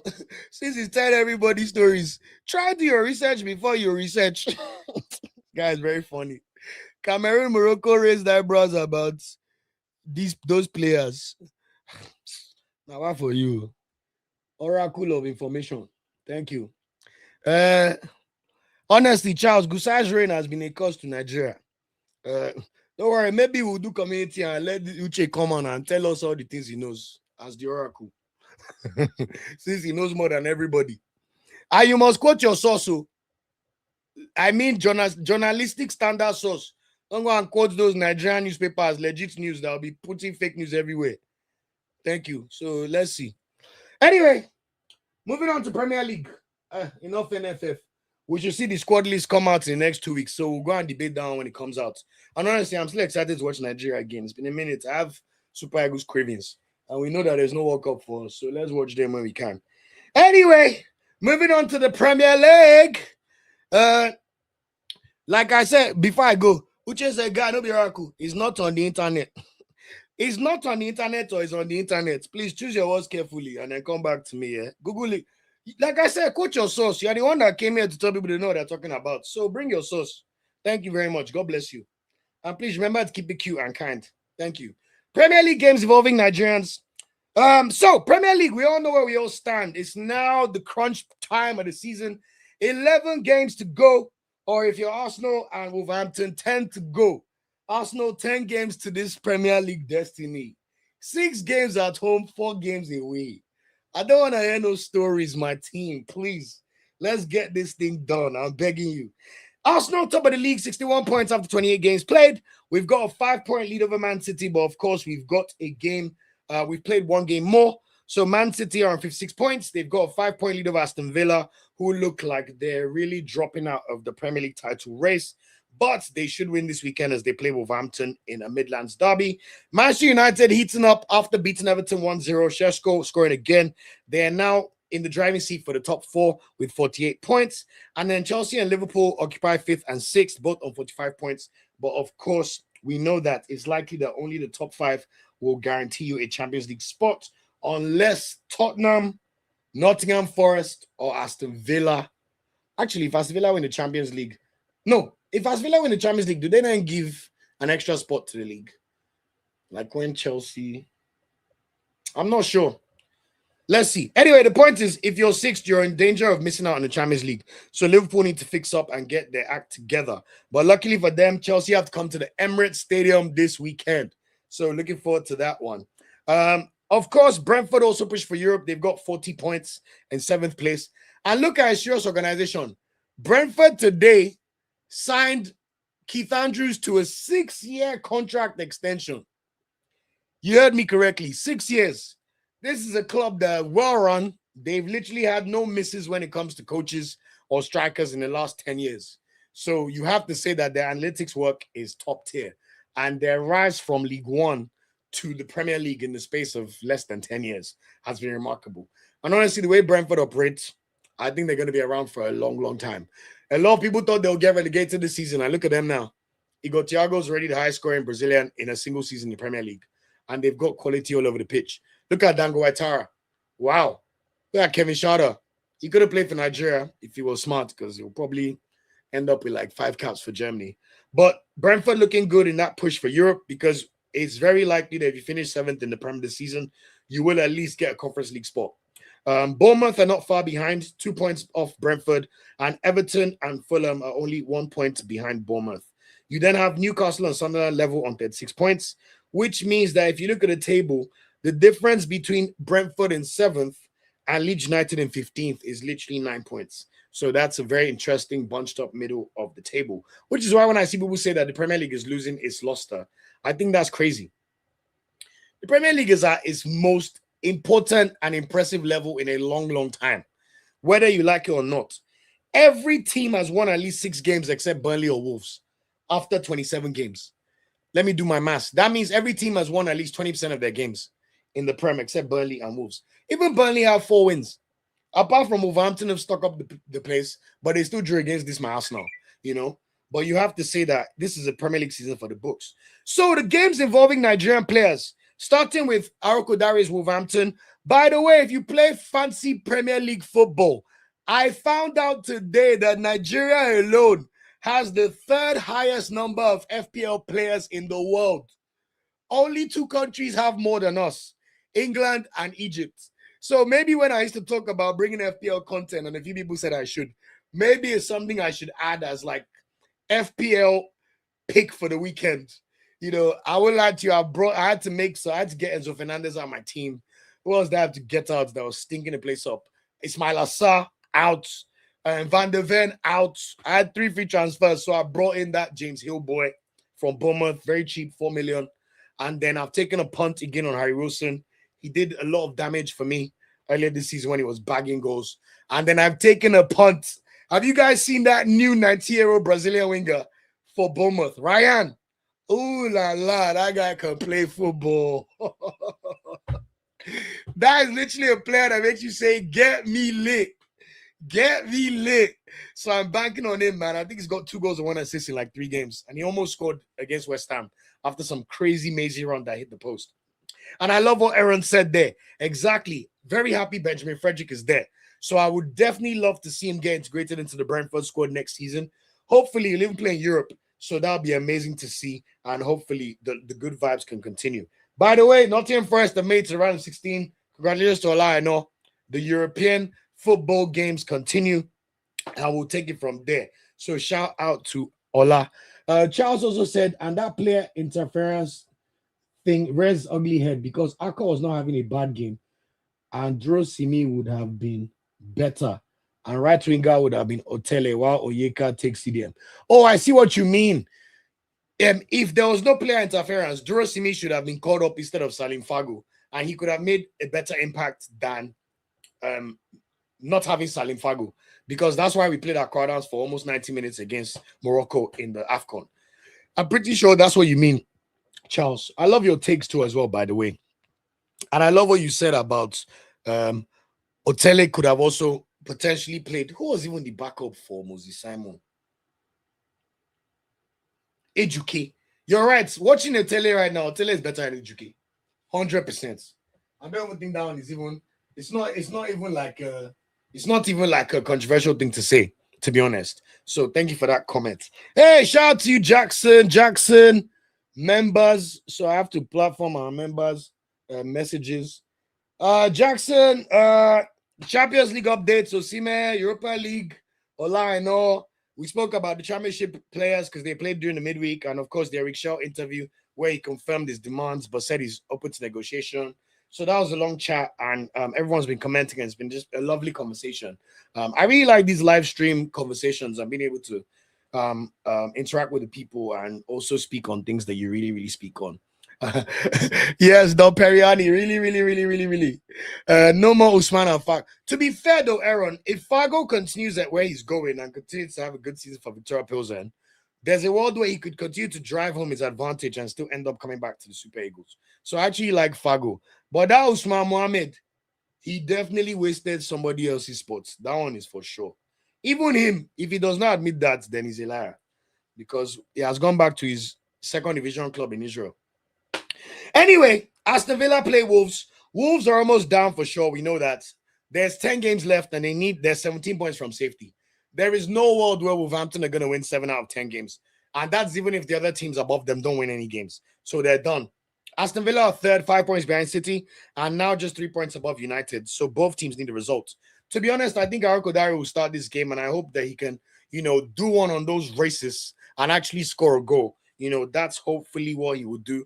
But I have to be brutally honest, Aston Villa are going to beat the shit out of these guys, man. I hope it'll be like 3-1 and Arokodare scores, but it's not going to be pretty.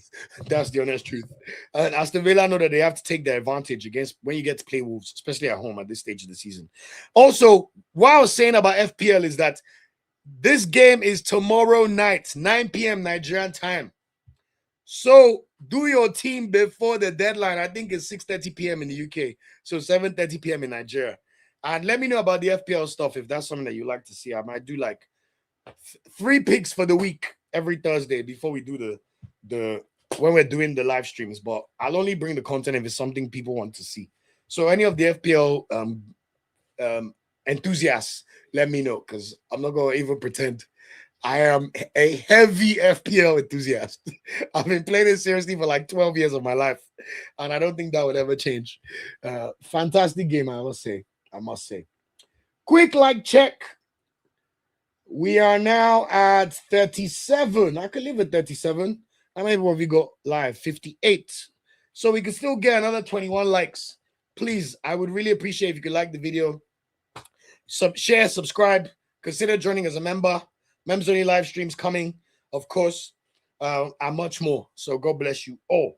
So moving on to the next game on Sunday, 3 p.m. We will see Aina and Taiwo when he's Nottingham Forest play Brighton away at the Amex Stadium. Brighton won their first game in 6 last week.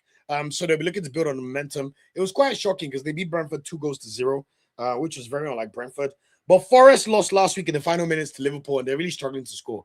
They should have beaten Liverpool. That's the honest truth. They really should have, But they've not scored from their last 53 shots in the league. Victor Pereira, can you give Taiwo a chance? Since Igor Jesus and Co have refused to put the ball in the net. Igor Jesus is such a interesting striker. He'll score in Europe and be useless in the Premier League. Guys, what kind of injury did Chris Wood get? He's been non-existent this year. So they're really missing some firepower on there, But Nottingham Forest are only 2 points above relegation zone. So make no mistakes about it. They need to win this game. I expect Ola not to start the game, especially after his good performance coming on and getting the assist for Hudson-Odoi to calm the nerves tonight. Hopefully, we'll see Awoniyi make the squad, but it's not guaranteed at the moment. And I don't think he's made a squad with Victor Pereira so far. My prediction for this game is I think it will be 1-1. I think Nottingham Forest know that they have to get at least a result. But I would not be surprised if Brighton end up winning it by 2-1. Then we also have our Fulham boys. We know they're the ones that give us joy when it comes to Premier League football and Nigerian footballers. We will see Iwobi and Bassey in action because Chukwueze is currently out with a calf injury. Fulham, of course, beat Sunderland at Stadium of Light last week. Fantastic performance by Alex Iwobi. He scored his wonderful goal after Harry Wilson assist. He also got an assist in the game. And Bassey also won the penalty with Raul Jimenez scored to make it 2-0 on the night. So fantastic performance from Fulham. And guess what? They're rewarded with the fantastic home clash at Craven Cottage against Tottenham Hotspur, who are absolutely useless and diabolical. Tottenham are literally 4 points off safety. They're 4 points away from the relegation zone. Like, you guys have no idea how much I would love to see Tottenham get relegated. It's going to be so funny. And when they start having to juggle their Champions League games, it's going to be so funny, I'm telling you. So let's watch this space. Fulham versus Tottenham, Craven Cottage, Sunday, 3 p.m. We already know that Fulham are feeling confident and Iwobi's going to ball out again.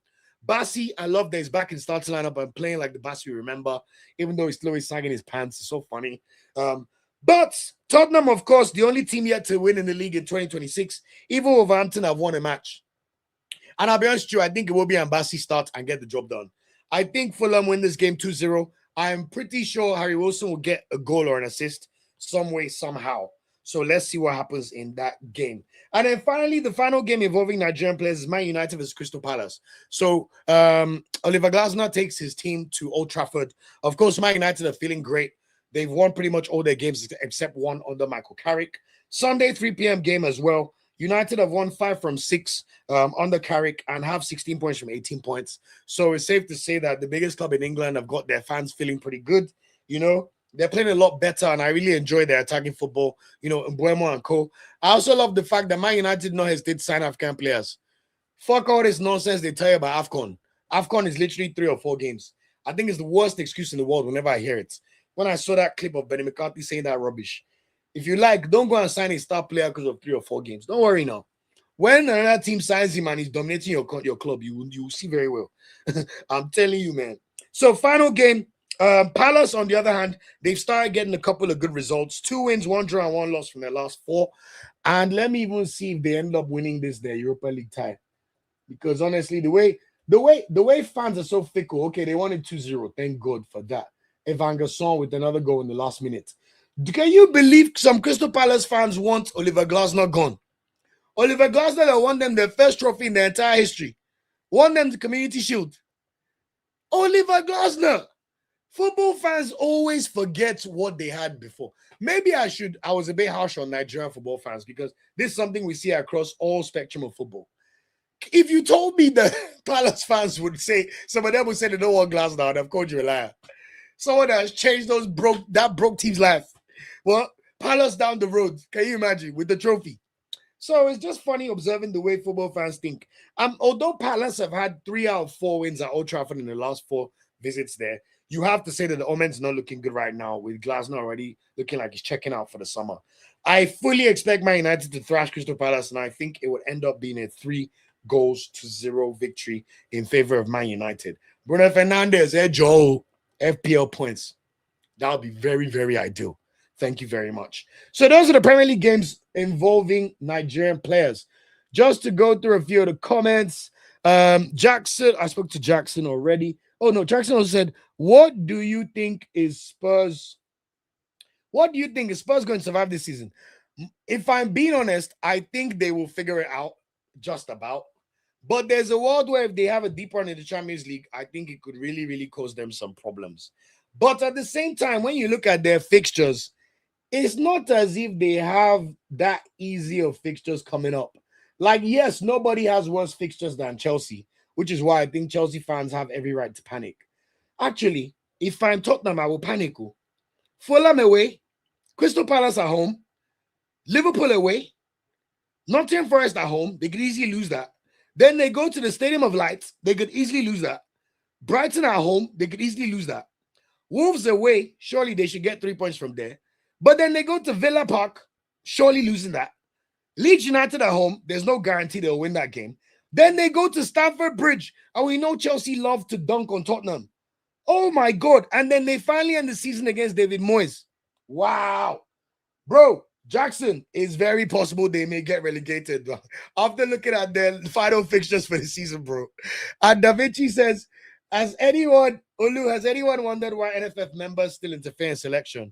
In 2026, it still can't be tribalism. Are there player agents on the side? As how would they benefit from Usman?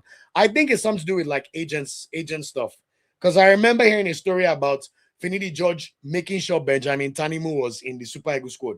By the way, it's Finidi George that started Benjamin Tanimu in World Cup qualifier games. Benjamin Tanimu that is now playing his club football in Morocco. He was not even good enough to play for Crawley Town. Crawley Town are in League 1 or League 2. So Finidi, God will judge you because you enjoyed as a player. You enjoyed the fruits of labor of being a great player. And you decided to sabotage your country. Of all the defenders we had in the world, is Benjamin Tanimu you decided to start in World Cup qualifiers twice. God will forgive you, honestly, Finidi. God will forgive you. He has to forgive you. But Da Vinci, I think it's something to do with all of that. Like, all of a sudden, if you platform a player and you get some minutes, his value goes up. So when he then signs a new contract or moves somewhere, you as a man, you still pocket your own, for helping the player, I'm pretty sure that's how it works.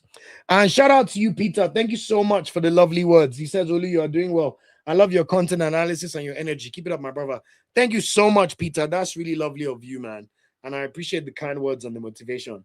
Look, let me not lie to you. Me, I don't like to shakarari people. I love to thank you guys so much because I also love praise. I'm not one of those people. Praise is good for me. I like to hear it. It motivates me. I'm not a shy person, clearly. So please, I will not complain when I'm getting flowers, but the same way I give my flowers back to everybody. So I'm sure you can tell by my personality anyway. So thank you so much. That is really, really kind of you and amazing to hear. Aaron said, what does a big six look like with Spurs relegated? I think it's simple. Aston Villa. In fact, if we're being honest, apart from big stadium and, Tottenham over the last 15 years, with the way Aston Villa have played in the Champions League last season, they're looking like they're on track to make it back to the Champions League. Aston Villa look like a team. I would even consider them the favorites for the Europa League because Unai Emery's there, And when you look at their team and their performances over the past few seasons, they're very unlucky to lose out on the Champions League last season to Newcastle because they finished sixth. So I think I would say Aston Villa are primed to replace Tottenham in the top six. There's a world where it could be, what's the other team I had in mind? Newcastle. But Newcastle, they're not serious. Every day they complain about PSR hampering their ability to spend money. Then you go and see they spent 55 million on 29-year-old Yohan Wissa. They spent another 50 million on Anthony Elanga that has 1 goal in the Premier League. Or they spent 45 million on Jacob Ramsey. Jacob Ramsey, 45 million of the Queen's finest sterling. And how much they spend on Walter Mada that has not scored a goal in like 10 games. Then they'll go and complain, PSR's hamstrung us. Nah, you guys are terrible sellers. You're very bad. And you choose the wrong players to sell. How could you say we were forced to sell Elliot Anderson? Don't give me that crap, man. Honestly, Newcastle, they piss me off. In fact, last year when they were trying to act like they're big boys like us, I'm so glad they be humbled this season. So if they like, let them not win the Champions League. We'll see if they can even make the Conference League. And I already know they're going to play Chelsea or Barcelona in the next round. So Newcastle, if it's Chelsea, Newcastle, they can ginger, sure. But if they play Barcelona, Marcus Crashford, Barcelona already came to St. James's Park and crashed on them this season. I want Barcelona to come and give them work. You think it's beating Karabakh by 10 goals to whatever that would save you. Don't worry, we're coming for you. But to answer your question, Aaron, I think Aston Villa for sure. So, of course, Arsenal, City, United, Chelsea, Liverpool, Villa. Yeah, that would be my top 6, so to speak. So moving on to the other Premier League games. We already know the big one this weekend, and I know we got enough Chelsea fans in the chat. I guarantee that. I think outside of England, I don't think. In fact, I will not be surprised if Nigeria has more Chelsea fans than in England, because our population is at least over 3 times the population of England. And let's be honest, even though especially Nigeria, especially Chelsea fans in Nigeria, they love to talk about this Club World Cup that nobody gives a hell about in England. And they like to talk about how big Chelsea is. But the truth is, in England, everybody who lives in London knows that Arsenal is really the club that runs shit here. Don't worry, you have your 2 Champions Leagues, it's all right. You have your Europa Leagues. But remember, you have 6 league titles only for a reason. And you have to say, when you look at the real fan base in London, wow. I think Arsenal fans outnumber Chelsea fans by at least 3-1 or 4-1 in the capital. So it'll be an interesting game. And honestly, I can't wait to see how we prosecute that one. But before I get to preview that game, starting chronological order, Saturday lunchtime kickoff, we've got Bournemouth playing Sunderland. I think this will be an exceptional game to watch. 1:30 p.m. Nigeria time. Bournemouth have not lost in their last 6 games after a wobble for a while, after Semenyo just left and just before he left. They're now just 2 points off Brentford in 7th, while Sunderland have lost their last 3 games in the league and last 2 at home. So Sunderland needs some respite from somewhere. I definitely think Bournemouth will get the job done, especially with my FPL eyes and my new winger, Ryan, Brazilian. Go and check him out. Can you imagine if there's a Brazilian Football Weekly and they had to go through all the Brazil players in the top 5 league? Maybe the podcast would be 5 hours long. But anyway, I think Bournemouth will get the job done and win by 2-0. So let's see how that game goes. Then Saturday, 3 p.m. kickoff in the UK, 4 p.m. in Nigeria. Burnley play Brentford, 19th versus 7th. Burnley are struggling. We know they're 8 points behind Forest, but they've started showing signs of life, or at least they're going down swinging. Let's put it that way. After they beat Palace 2 weeks ago, yes, they lost to Mansfield, but we know they got a late draw against Chelsea, which was honestly fantastic to see. Brentford have slowed down slightly in the top 6 race, especially after losing to Brighton at home. Igor Thiago, 1 more week before I decide if I'm taking you on my FPL. Better get to scoring some goals, my man, please. So, this game, I'm going to predict 1-1. I think Burnley have actually been showing signs of life, if I'm being brutally honest. And I think they will figure things out when they play Brentford. But Brentford are a good side. And Brentford also win games away from home. I wouldn't be surprised if Brentford won, but I'm going to predict a 1-1 in this match. Then also, Saturday, 4 p.m., Liverpool play West Ham. I actually think this game is going to be much closer than people realize. Liverpool, yes, they've won 4 of their last 5 games. They'll be feeling confident despite the struggles away against Forest at City Ground. They're level on points with Chelsea and 3 points behind United in that race to make sure that they make the top 5. West Ham, on the other hand, is still 18th, but they're unbeaten in their last 4 games in all competitions. And you have to say, there's a world where they should have beaten Bournemouth last week. But Bournemouth, Ryan also almost crashed it on them, it must be said, So, I also mentioned West Ham brought in a backroom staff, some coach like this from Spain. And ever since he came there, they've not lost the game. So something's got to give on Saturday for sure. West Ham need the result. And if Forest drop points, they can even go above Nottingham Forest and be out of the relegation zone. It must be said that if you told me West Ham would get out of the relegation zone 3 months ago, I would have called you a liar. But honestly, I like West Ham, man. Proper Cockney, East London. We need West Ham in the Premier League. Or as their fans say, West Ham. We need them in the Prem. Even though I still not forgive West Ham for that first season Arsenal challenge for the title. I went to London Stadium to watch Arsenal-West Ham. Do you remember that game Arsenal drew 2-2? And then all of a sudden we drew against Southampton and started wobbling. So, but we'll forgive them for that one. But we need West Ham in the Prem, 100%. I'll be honest, this game I'm going to predict a 2-1. But hear me out. I will not be surprised if it ends up being 1-1. Take it to the bank. Also, 4 p.m. on Saturday, we'll see Newcastle play Everton. Proper mid-table clash. Newcastle 9th, Everton 11th. Newcastle have lost their last 2 games at home in the league, but we know they've scored 15 goals in their last 5 games. Although, out of those 15, 9 or 10 was against Karabag. So let's be observing.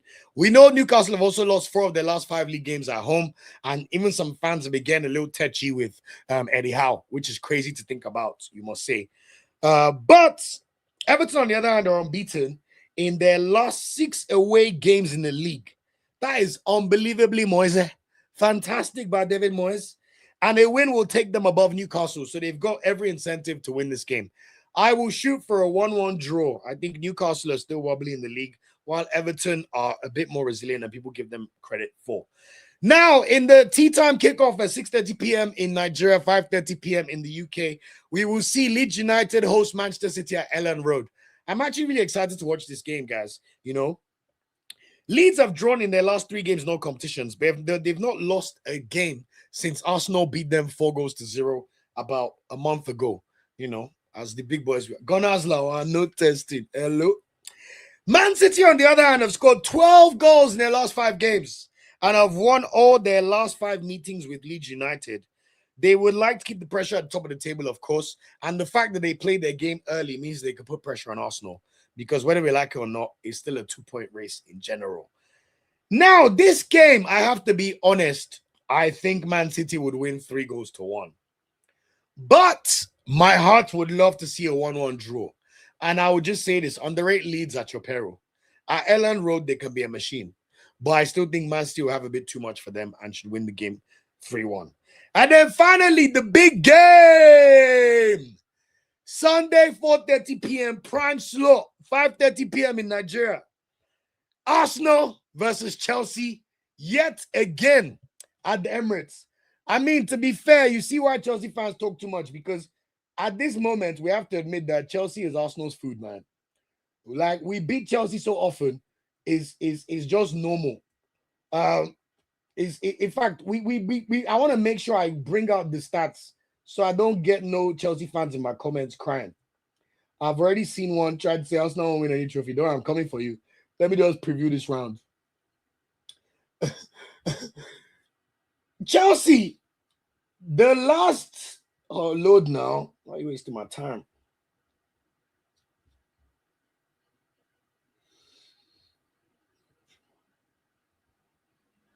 Do you guys know 1, 2, 3, 4, 5, 6, 7, 8, 9, 10, 11? You have to go back to almost 5 years ago in August of 2021 when Frank Lampard and Tammy Abraham came to the Emirates to smash and grab. I think Jorginho scored a penalty in that game to beat us by 2-0. Since that day, Arsenal Football Club of London have played Chelsea Football Club of London 10 times.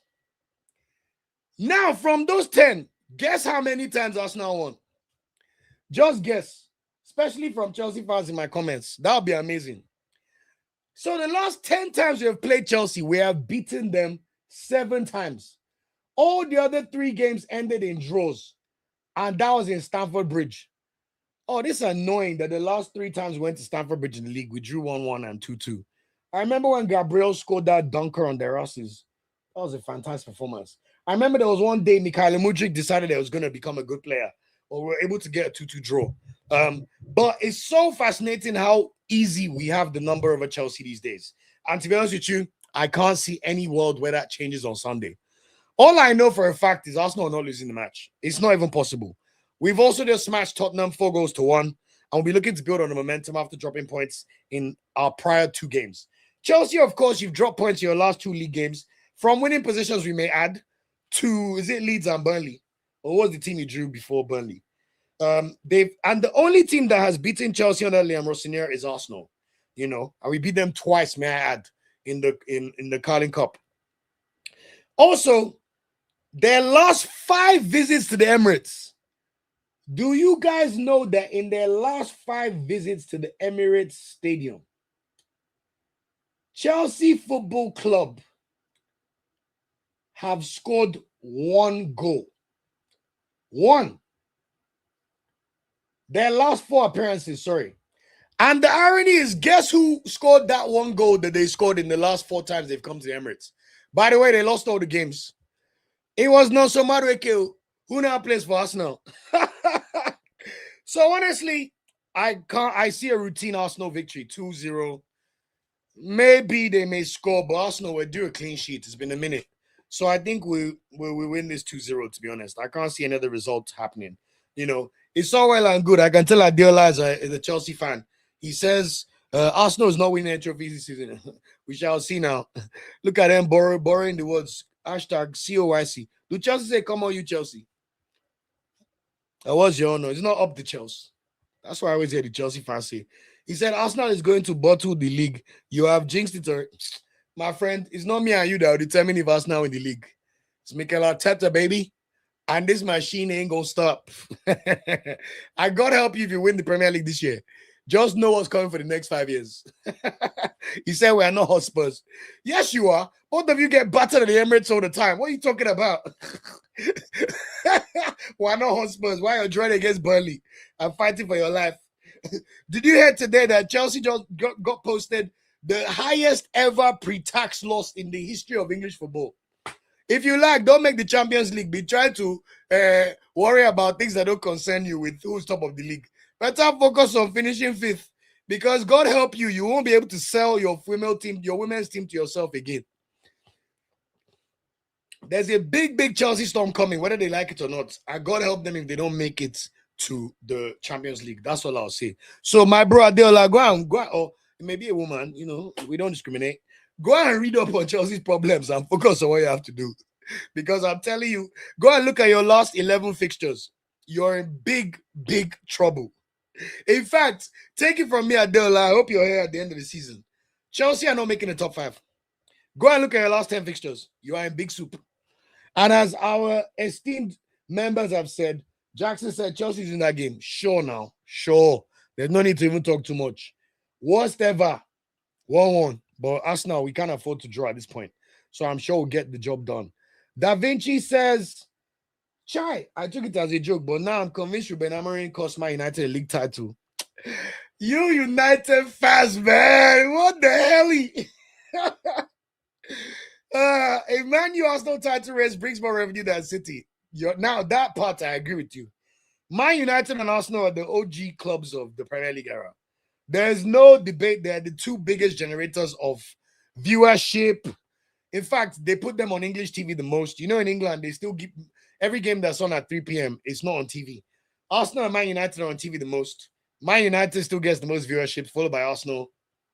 So you're right. In terms of box office, nobody can ever doubt that.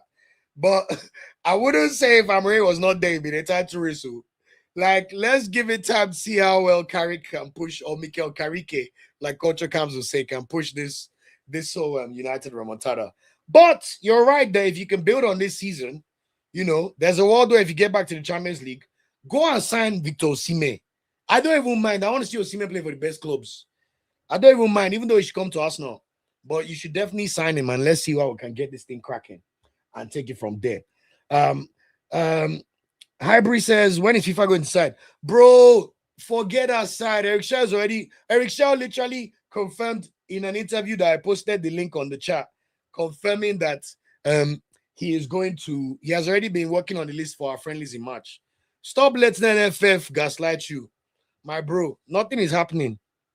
Highbury, I don't like that comment. Why did you do that? You just skipped my comments. I didn't now. Be patient. Some of you, your energy sometimes is like, relax. I take my time to go through everything. You still complain. Now, wow. Jackson said, is it your league to bottle? No, exactly. Thank you very much. And I hope you've heard about Congo now, since you think we skipped you, because you are not patient for 5 seconds. Now, wow. Adeola says, I'd rather Chelsea not make top 5 than to let us now win a trophy. Better focus on your club, like I said. Stop focusing on the glass house that will not concern you. Your club is about to be in financial turmoil, and you are telling us that you rather us not win the league. I'm guessing Adeola, tell me, were you old enough to watch Arsenal in our pump? Maybe you don't know that Arsenal winning the Prem is good for London and good for England. I'm glad you can laugh about it, Highbury. Please, I really like you. You even give me good comments normally now. Please, don't be aggro. I've been standing on my feet for 2 hours, say I skipped his comments. Some of you guys, empathy and like this. But anyway, it's all good. Anyway, so that's it for the Premier League. As I said, Arsenal to win 2-0. Take it to the bank. So, just to go through the 5 games involving Nigerian players outside the Premier League so we can round up the pod. Let me just go through Taiwo's comments. Taiwo, I spoke about that early in the podcast. And I mentioned that there's no reason why a club should not sign a player due to AFCON. And also, what he's saying is very, very... Okay, he said during the Ten Hag era. Ben McCarthy claimed Manchester United desisted from signing Osimhen because of AFCON during the Tenag era. Then they're very stupid and serves them right. It's not the same Man United as Amad Diallo and Mbuemo that are taking them to where they're trying to go to. So if you like I said, don't sign a player because of 3 or 4 games this season. And then you see what happens. We'll take it from there. Adeola, I've told you, you know here what I said about last time you beat Arsenal in any match. Talk less of Emirates Stadium. Let's be guided here now. You think this Lukaku 2019? We shall see, Sha. If you win, please make sure you come back here to gloat. That's what football is about. But also, when you lose, make sure you are here. Please. Be a good sport. That's what football is all about. Okay, top picks outside of the Premier League for everyone to be aware about. Starting with the Turkish league, since that's where our players are shining the most at the moment. So, Trabzonspor in action against the bottom side in Turkey, Karagümrük. Third versus Karagümrük. Of course, we've got Onuachu, Chibike Nwaiwu, and Anthony Nwakeme. Karagümrük got 18th out of 18 teams, by the way. So this game is a Friday, 6 p.m. Nigeria time kickoff. So tomorrow, obviously, Trabzonspor are sitting comfortably in third. They're 5 points behind second and 5 points above fourth. So they're literally in their own island at the moment. They face the bottom of the table, Karagümrük at home. So objectively, it should be a very easy win for them. Obviously, we know about Onuachu being on 17 league goals for the season already and scoring in every game he's played for Trabzonspor since he came back from AFCON. So we know what we expect tomorrow. Paulo, do the needful again. We are with you. And we your back. We all gather here again. So I expect Onuachu to continue to impress. He will definitely start alongside Chibike Nwaiwu. Chibike Nwaiwu got an assist in one of their recent games as well. Continues to really show out. Remember the Turkish guy last week was telling us how good Chibike Nwaiwu is as a player, which I totally agree as well. And I hope he's caught up for the Super Eagles squad in a few weeks' time as well. But I expect Onuachu to win. I expect Transport to batter them 3-0. Onuachu will at least score 1, if not 2, if not 3. So very, very comfy victory for Trabzonspor. And then sticking to Turkey, we will see Victor Osimhen's Galatasaray in action against 10th place Alanyaspor. Now sport. Saturday, 6 p.m. Nigeria time. Obviously, Galatasaray dropped points in their last game, losing to Konyaspor by 2-0. But Fenerbahce drew at home 1-1, which means Fenerbahce failed to take advantage and go level alongside Galatasaray. However, this means that Galatasaray are still just 2 points ahead of them, and they need to get back to winning ways and get in a good run of form. We know why they lost the game against Konyaspor. Osimhen was not in the squad. He was waiting for the Champions League. But this time, I expect Osimhen to score because they will be able to wait until they play Tottenham or Liverpool because there's no Champions League games until, I believe it is my birthday week, actually, March 11th. March 10th and 11th. So I expect Osimhen, I expect them to win 2-0. Osimhen get back to go scoring ways. Yes, we're happy you're scoring Champions League, but brother, you need to catch up with your brother, Polo. The way Polo is dusting you in this Turkish league top goal scorer, I don't like it, bro. I don't like it. How can Polo have 17 goals in 20 games? Polo. No, this form is ridiculous, by Polo. And Osimhen is there with 9 goals in 16. That means he's got almost double the number of goals of Victor. Victor, we got to run it up. How can Arokodare even have 4 more goals in the league than you, man? Yes, you're doing it in the Champions League, which is what matters. But my brother, Victor, you were the top goal scorer in Turkey in the season last year. So you need to do what you got to do and get back to bagging goals. In fact, let's predict Osimhen will get a brace by God's grace. Now, moving on to the leagues that we, revere a bit more.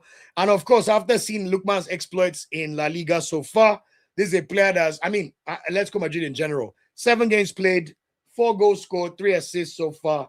It's been just fantastic for him, and he settled in fantastically well. Atletico finally won in La Liga last week, which was Lookman's first win as an Atletico Madrid player, and he also scored in that victory. And then they won again on Tuesday, as you know. Uluoke was there live and direct in the 4-1 victory over Club Brugge. They've scored 8 goals in these 2 games now, and they play the bottom side in La Liga, Real Oviedo. That's Santi Cazorla's team. They're by far the worst team in Spain, and they are definitely on their way back to the second division in Spain. This should honestly be an easy win for Atletico Madrid. Like, there's no excuse. And after Simeone benched him for the Champions League tie, Mr. Simeone, Cholo, please play Ademola Lookman. He will feast. In fact, I'm hoping Lookman can get at least 1 or 2. Let him try and score 2 goals, get 1 goal or 1 assist. But all I know is he's going to show out. I need him to get his second La Liga goal and hopefully start the game. But I'm predicting a 3-0 victory for Atletico Madrid. And then we will see the big Seville derby on Sunday, 6:30 p.m. in Nigeria. Real Betis versus Sevilla. This is the derby that's called the frying pan of Spain derby. You know, Seville is one of the hottest places in the entire world. In fact, if you want sunshine right now in Europe, you could go to Seville and you'll be in sunshine. Apparently, Ogbonogo. Seriously. So, these games are always tasty when Real Betis play Sevilla. We already know that. It makes it extra tasty because we know that right now, Real Betis are a much better side than Sevilla. You know, they're literally 13 points ahead of their neighbors. They're fifth on the table in La Liga, just 6 points behind Atletico Madrid. And you have to say that with Spain still having 3 teams in the Champions League, there is a world where it's likely the 5th place will end up in the Champions League spots. So that's the gap in terms of their level right now between Real Betis and Sevilla. Now, when you talk about Sevilla, we know they won their first game in 4 games last weekend against Getafe away. Yes, we saw Akko Adams get the assist for Gibril, so that was really good to see. And it means they moved up to 12th place in the league and are 5 points above relegation zone. But of course, Betis are not concerned about relegation zone. They're concerned with making it back to the Champions League. You know, it's a big game always when these two teams play. But I have to be honest, I can't see a world where Sevilla win this game. It's not possible. I think the best Sevilla can hope for is a 1-1 draw. But if I'm being honest, my head tells me that Real Betis will win this game by 2-1. But I'm hoping that Akko Adams could have a good game. Ejuke, we know he's a bit part player, of course, but at least he always plays. If I'm Chida Ejuke, I will go and find a place where I can start games and see what I can do. But Ejuke is not exactly a spring chicken. I think he's already 28 years old. But I must say, Chida Ejuke is a very, very lovely guy. He was one of the nicest footballers to my brother and I. Him and Akko Adams, they were so lovely to us when we were in Morocco. We met them. They stopped for pictures. We spoke to them for a bit. No, they were just lovely guys, man. So rooting for them. So even though my head expects a Betis win, shock me, guys. Shock me. Ejuke has 1 or 2 goals in the entire league, and he scored them against Real Oviedo, who are the worst team in the league. So Ejuke, it would be nice to see something from you. And Akko, we still need to get to 10 league goals at a minimum. I know you play for a team that's not great, but brother, we know how good you are. We saw it after with our eyes. This one no be FIFA, real life. We saw you balling. So let's see what happens in that game. But honestly, I think they will lose. And then finally, I want to take you guys to Germany, where we will see Hamburg host RB Leipzig. Hamburg are back in the Bundesliga after an 8-year absence. Of course, they're one of the giants of the German game, one of the few German clubs to have won the Champions League in their history, you know. So when you have a club with this kind of legacy, it only makes sense for them to be back in the league, you know. HSV Arena is a very iconic stadium, hosted World Cup games, you know, Euros games. Even the last Euros was in Germany, you know. So really happy with them being back in the Bundesliga and see them in mid-table in 11th is very, very fantastic news, you know, especially when you consider the fact they just got promoted. We know that the coach of Hamburg used to be the under-23 German coach when Jordan Torunariga went to the Olympics in Tokyo in 2021, I believe. So I think there's a lot of synergy there, and he's able to sign the right players. Philippe Otele has also started his career in Hamburg with the bank. He didn't score in the last game, but he's played 3 games. He's got 1 goal and 1 assist, and he's starting games most importantly and making a telling contribution. So Hamburg are also unbeaten in their last 6 games in the league, and they've won 2 of their last 3 games. That's how good their form has picked up. Although Leipzig are also doing relatively well, although they've slowed down a little bit, they're now 5th in the league. And Leipzig have actually won the last 3 meetings between these clubs. So the good news is I expect both Torunariga and Philippe Otele to start the game, and it would be nice to see Otele get a goal contribution. This one's another one where I would not be surprised if Leipzig sneak it 2-1. But Leipzig are also an inconsistent side. They've got young players, very good players, of course, Diamande. And we know that Leipzig have Sani Suleiman. Let's see if he actually finally makes a squad for RB Leipzig as well. So that'll be something that we'll look out for. But we know he's been injured or being slowly eased into the first team after he was signed by the Bundesliga Giants in January. So my prediction, I'm going to go for a 1-1 I said victory. 1-1 draw in this game. So comments. Charles said, Olu, Arsenal should not draw points. I don't think we will. Yeah, we'll definitely beat them. Adeola, make sure you're here, please. Make sure you're here. That's a good point, Aaron. Maybe sport this whole time just means sports in Turkish. That would be interesting. Let me even Google it. Sport in English. Meaning. You're totally right. It means sports. So there's like Trabzon Sports, Samsung Sports. That's hilarious. Why they call it? Oh, maybe they call it sports because I know that, for example, Galatasaray have a basketball team, handball team, volleyball team. So maybe they just want to differentiate it all as like sporting clubs. Maybe that's the angle. Maybe we'll ask our Turkish friend next time he comes on. Charles says, I think Victor also focused on Nigeria's World Cup qualification and Gala UCL. That's why he slowed down. Maybe that's the point because he has not played that many games in the league. Even though over 20 games have been played, he's only played 16, And rightfully, because like I said, even if they won the league and they played rubbish in the Champions League, we would still blame him for going there. But it's basically the Champions League performances that make him justify that move to the Turkish league. So that makes sense to me. Da Vinci said, is Benny not ashamed? So he was part of Ten Hag's staff, and it's situating that he was with Hag on his journey to sign VO9 because of AFCON. Do you think Kolo Man still will do something? Also, Benny McCarthy, like, he may be right because I know he was under Ten Hag staff, or was he under Solskjaer? So maybe they had discussions and he had that kind of nonsense. But if that was something that blocked them from making a move, then they're very stupid. Like I said, 4 or 5 games, you must be very crazy. Look how Mo Salah has done for Liverpool. Do you think they're worried about 3-4 games every 2 years? In fact, the next AFCON is even in June and July. So I don't want to hear no crying. Let's see what happens. Da Vinci says, that is why Benny's legacy is mixed with South Africans here. He used to always give trouble when he came to come in to play for South Africa AFCON. Oh, Lord, that's interesting. So South Africans give him trouble sometimes.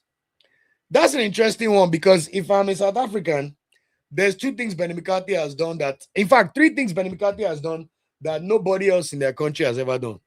So they better forgive him quickly.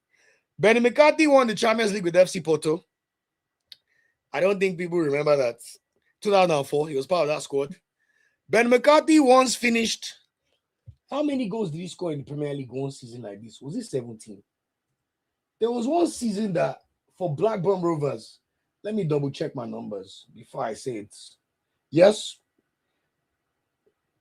In the 2007 Premier League season, if I'm not mistaken, Benny McCarthy was the second top goal scorer in the league. If not the at least top 5. I'm sure about that. 06, 07 Premier League top scorers.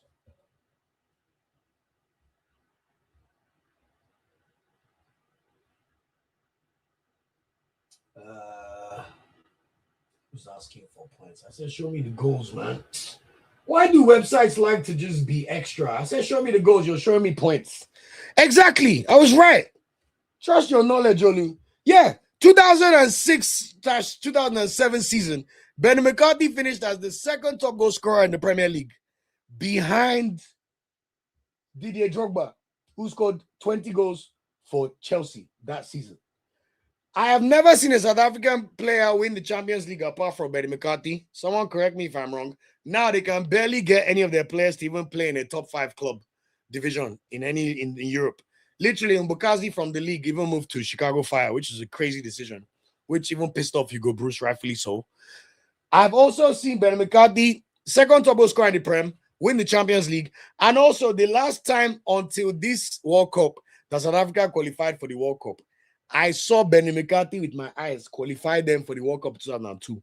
And I'm pretty sure Benny McCarthy also scored in the World Cup. I remember that World Cup. They played against Spain in their group. They were not that bad, but they got battered a few times, man.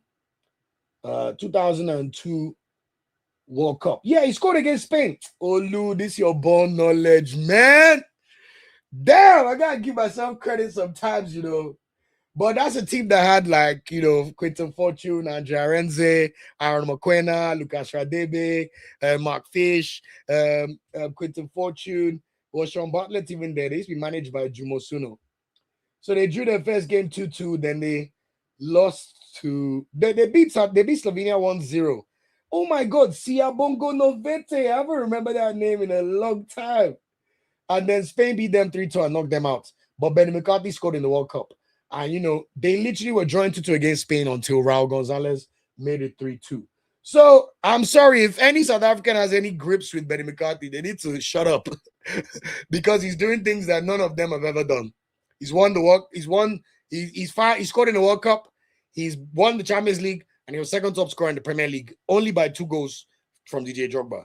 So until one of them can do what he's done, they should keep quiet.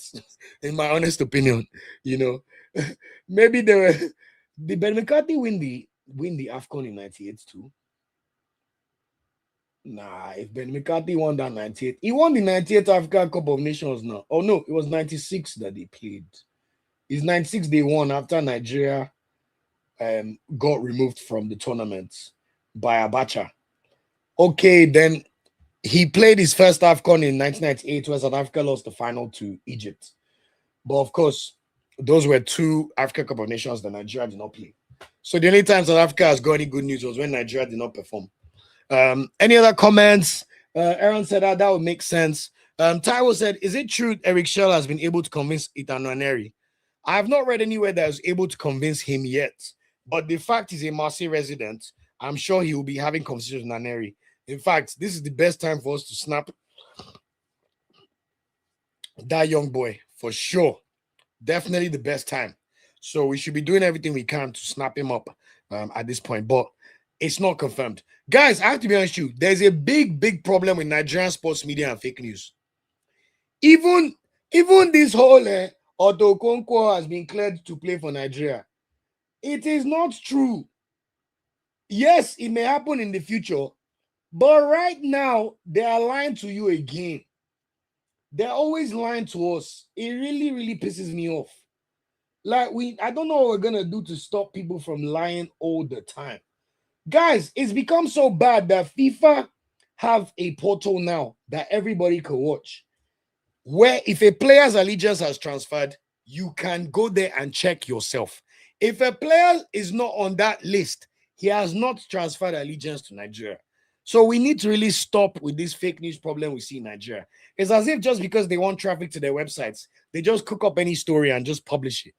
The amount of fake news I see, it's honestly alarming. All for SEO and traffic. It's crazy. Ademola says, if Arsenal bought the league, I will share money for the streets. It's as if you hate Arsenal more than you love your club. Oh. Me, I don't hate any club like Man United. I don't. Why do Chelsea fans hate Arsenal? I hate you too. I hate all clubs, to be honest. But Man United is the strongest for sure. Those are my real eternal rivals, and I love it. In fact, I'm happy they're doing well now again, to be honest, so that we won't banter them and we can go blow for blow properly. Anthony said top goal scorer, 7 goals. Thank you so much for that as well. Yes, Benny McCarthy was top goal scorer in 1998. That was when he blew it out the gates. And Aaron said if Nigeria was not banned, we would have won the 96 tournament for sure. I don't think there's any debate about that. We literally won the Olympics. You know, we just gone to the World Cup 2 years before. We were ranked 5th in the world in 1995 at some point. Like, we were easily the best team in Africa by far. In fact, we might have 3-peated AFCON safe. But you know, what can we do? Lament about the past and Abacha's greediness. Although, if you watch Super Eagles 96 documentary on Prime Video, there is a world where you realize that Abacha is probably a big reason why we even won that Atlanta 96 tournament, because he stopped the NFF from stealing the money. He used to go and give the money straight to Clemens Westhoff. Even then, as our men were still collect. Oh, God will help Nigeria. Thanks so much for that comment. Okay, to round up the podcast before I share the link for anyone who wants to give their thoughts or discuss any of the topics, wants to watch for this weekend, guys, we've just previewed 2 of them. Tomorrow, Friday, 6 p.m. Nigeria time, Trabzonspor Onuachu, Nuaiwa, Nuakemi are in action against Karagumrug. Then we'll see Arokodare's Wolverhampton go away to play Aston Villa at 9 p.m. Nigeria time. Then on Saturday, we'll see Bufandidi's Besiktas go away to play Kokaili Sport. So now we know it means Kokaili Sports Club, 2 p.m. on Saturday. Then we'll see Felix Agu, fresh off his return from injury. His team, Werder Bremen, play Heidenheim, who are recently promoted, at 3:30 p.m. Nigeria time. Then we'll see Victor Osimhen's Galatasaray play Alanya Sport at 6 p.m. Nigeria time. And then we will see Real Oviedo's Lookman. No, who dash Real Oviedo Lookman? Atletico Madrid's Lookman go away to play Real Oviedo 9 p.m. on Saturday. Then on Sunday, we've got a lot of fixtures with our Nigerian footballers. The Fulham boys, Iwobi and Bassey, will be in action at home against Tottenham. Nottingham Forest's Ola Aina and Awoniyi will be in action away against Brighton at the Amex Stadium. Then we should hopefully see Uche on the bench, at least on the bench, as Crystal Palace go to Old Trafford, hopefully. Then we'll see Moses Simon's Paris FC play against Nice at home. They desperately need to win some games. Then we'll see Marseille's Valencia play Osasuna 4:15 p.m. on Sunday. And then in League One, Nantes, after winning a game for the first time in forever, are in action away against Lille at 5:15 p.m. They are still 6 points off safety, so they desperately need to win. But I think it will be a struggle for them to beat Lille. Fisao Delebashu's Lazio go away to play Torino. Let's see if Maurizio Sarri could get these guys firing again. Honestly, Lazio will probably be the most disappointing big club in the whole of Serie A this season. That's a 6 p.m. game. Then we'll see the Seville derby as Real Betis host the Seville boys with Ejuke and Ako Adams in action for Sevilla at 6:30 p.m. Finally, on Sunday, we'll see Philippe Otele and Jordan Tornariga's Hamburg host RB Leipzig at the HSV Arena at 7:30 p.m. on Sunday. And finally, on Monday, the usual suspects always playing on Monday in Serie A. Pisa, Rafael Durosimi and Ebenezer Kisomiro are hosting Bologna. Now, it is a critical time in Pisa's time. Pisa and Verona are both 9 points away from safety because Fiorentina have gone on a run. If Pisa cannot find a win anytime soon in the next 2-3 games, we might as well just call them a Serie B club. And Akisomiro will go back to Inter Milan. Hopefully, he'll get some game time next season at Inter because it'd be very stupid to sign for Pisa if they get relegated. And we'll see Durosimi. I hope he puts a clause in his contract because don't need you turning into a Simino Anko that will now go to Serie B and score 25 goals. They come to Serie A and be struggling. Although he had one good season where he scored almost 15 goals. So let me not disrespect Simino Anko. So they play Bologna at 6:30 p.m. on Monday. I have to say that'll be a very, very tough game. I can't see a world where they win it because Bologna are one of the better teams in Serie A. And they're also in the Europa League. Unless Bologna were beaten tonight. But I know they were playing a team called Brann from Denmark. So I would be very, very surprised if they lost that game. And yeah, they won it 1-0. They already won 1-0 from the first leg. So Bologna will definitely probably beat Pisa, but we can always hope. And then finally, Maduka Okoye, the king of playing games on Monday. Udinese will be hosting Fiorentina. So hopefully they could get back to winning ways after losing the game last week, Monday. So that is it for this episode of the podcast. Thank you for all the comments. Jackson, that's the same thing I said now. Why people put comments that I've already said? I said 1996, Abacha not allows go, and 98 was suspended. The FIFA now suspended us now. But thanks for the clarification in case nobody saw that. Thank you for that comment. So that's it for this episode of the podcast. I will now share the link in case anyone wants to give their thoughts on the weekend's football. What's the time? How long have we been talking? 2 hours, 18 minutes. Okay, let's see if we could get to... If anybody wants to talk, we'll probably run it for another, maybe to 12 minutes. And then everybody can go home and have a wonderful weekend. I want to say a big thank to everybody for staying strong with me on the stream. We've still got 52 people watching, which is absolutely fantastic. You know, I do not take it for granted at all. You could have been doing anything. You could be anywhere else, but you decided to give me your time and stream with me, which I absolutely thank you for. And I really, really, really, really appreciate it. Thank you guys so much for all the love and all the support. No super chats today, but it's okay. You know, eventually it will come, especially when Nigeria play well. But at least we've got 40 likes on the stream. So I thank you guys so much for that. Much, much appreciated. And I've shared the link. Let me see if anybody's joined to come on before we lock off. And I can sit my ass down. Why don't you raise a glass for you? Do-do-do-do-do. This is the last call for alcohol. It's the Rockefeller. Do-do-do-do-do.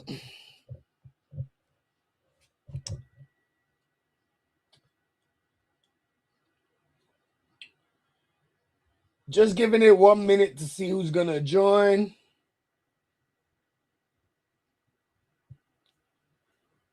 Now is Kanye the most overbooked? Let's hear.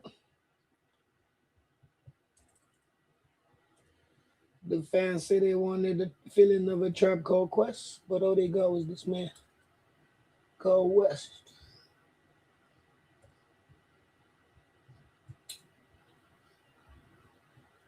Keys to the Rock. Okay, we've got one member. Dom Perriani. That song is Kanye West, Last Call, from his first album. One of the greatest songs I ever heard in my life. I mean, you wouldn't catch me listening to like old Kanye. I mean, new Kanye. Because, you know, when he decided to be gaslighting all of us, man, I don't play with people that do nonsense. But old Kanye, yeah. Dom Perriani, that's the link. Enjoy the song. 8 minutes, the last song on the College Dropout album. Very, very fantastic music activities. Enjoy. Okay, let's get Shehu on. Shehu will have the full opportunity to give us all his thoughts, and then we'll round up the podcast and everybody can have a wonderful weekend. Of course, if anything breaks through around Eric Shell or Nigeria, I know the Super Falcons are in action this weekend, by the way. They've got 2 games against Cameroon. The first one will be played on Saturday, so we'll review that game on Monday, or at least bring you the update on that game. So look out for that. So watch out. Okay, Shehu, my man, good to see you again. How are you doing? Good night, evening today. Fantastic. How are you? I like your outfit, by the way. Let me go. Chain. I like the chain. I'm a chain Thank wearer. you very much. I like, you know, drip or drown. First of all, one me, you're looking for me. Don't start campaign. You don't want me seriously. You want me, you. Well, I think I'm on a club this season. I think I'm on a club right now. You beat me. You beat me. Shehu, did I lie? Shehu, did I lie? Did I lie? See, this PLO, this EPL. But I told you, I was just telling you the results now. I didn't lie now. You have been like the matter that all of us are doing now. They are just wasting your time. I'm the kingmaker. I can make you a champion. I can design a trophy. Go and take them sport. How can you say you're kingmaker? You need to worry about your own Champions League place. Wait, see. On Sunday, if I beat you on Sunday, league is over. See, you agree. I beat you on Sunday, league is over. See, you believe. But there's no way you're going to beat us. It's not possible. Okay, it's true, but let's wait and see. That's by the way. Let's wait and see. I don't get you. No, talking about the hello. I can hear you. Realistically, you are the favorite for the game. You are the favorite for the game. And favorite. But when it comes to London derby, so from away. Yes, favorite. When it comes to London derby, so from away. What about the form? But sure, we can't throw 4. We played you 11 times and we beat you 7 times, and you drew 4. Okay. Like we can't go 4 anymore. My brother, go and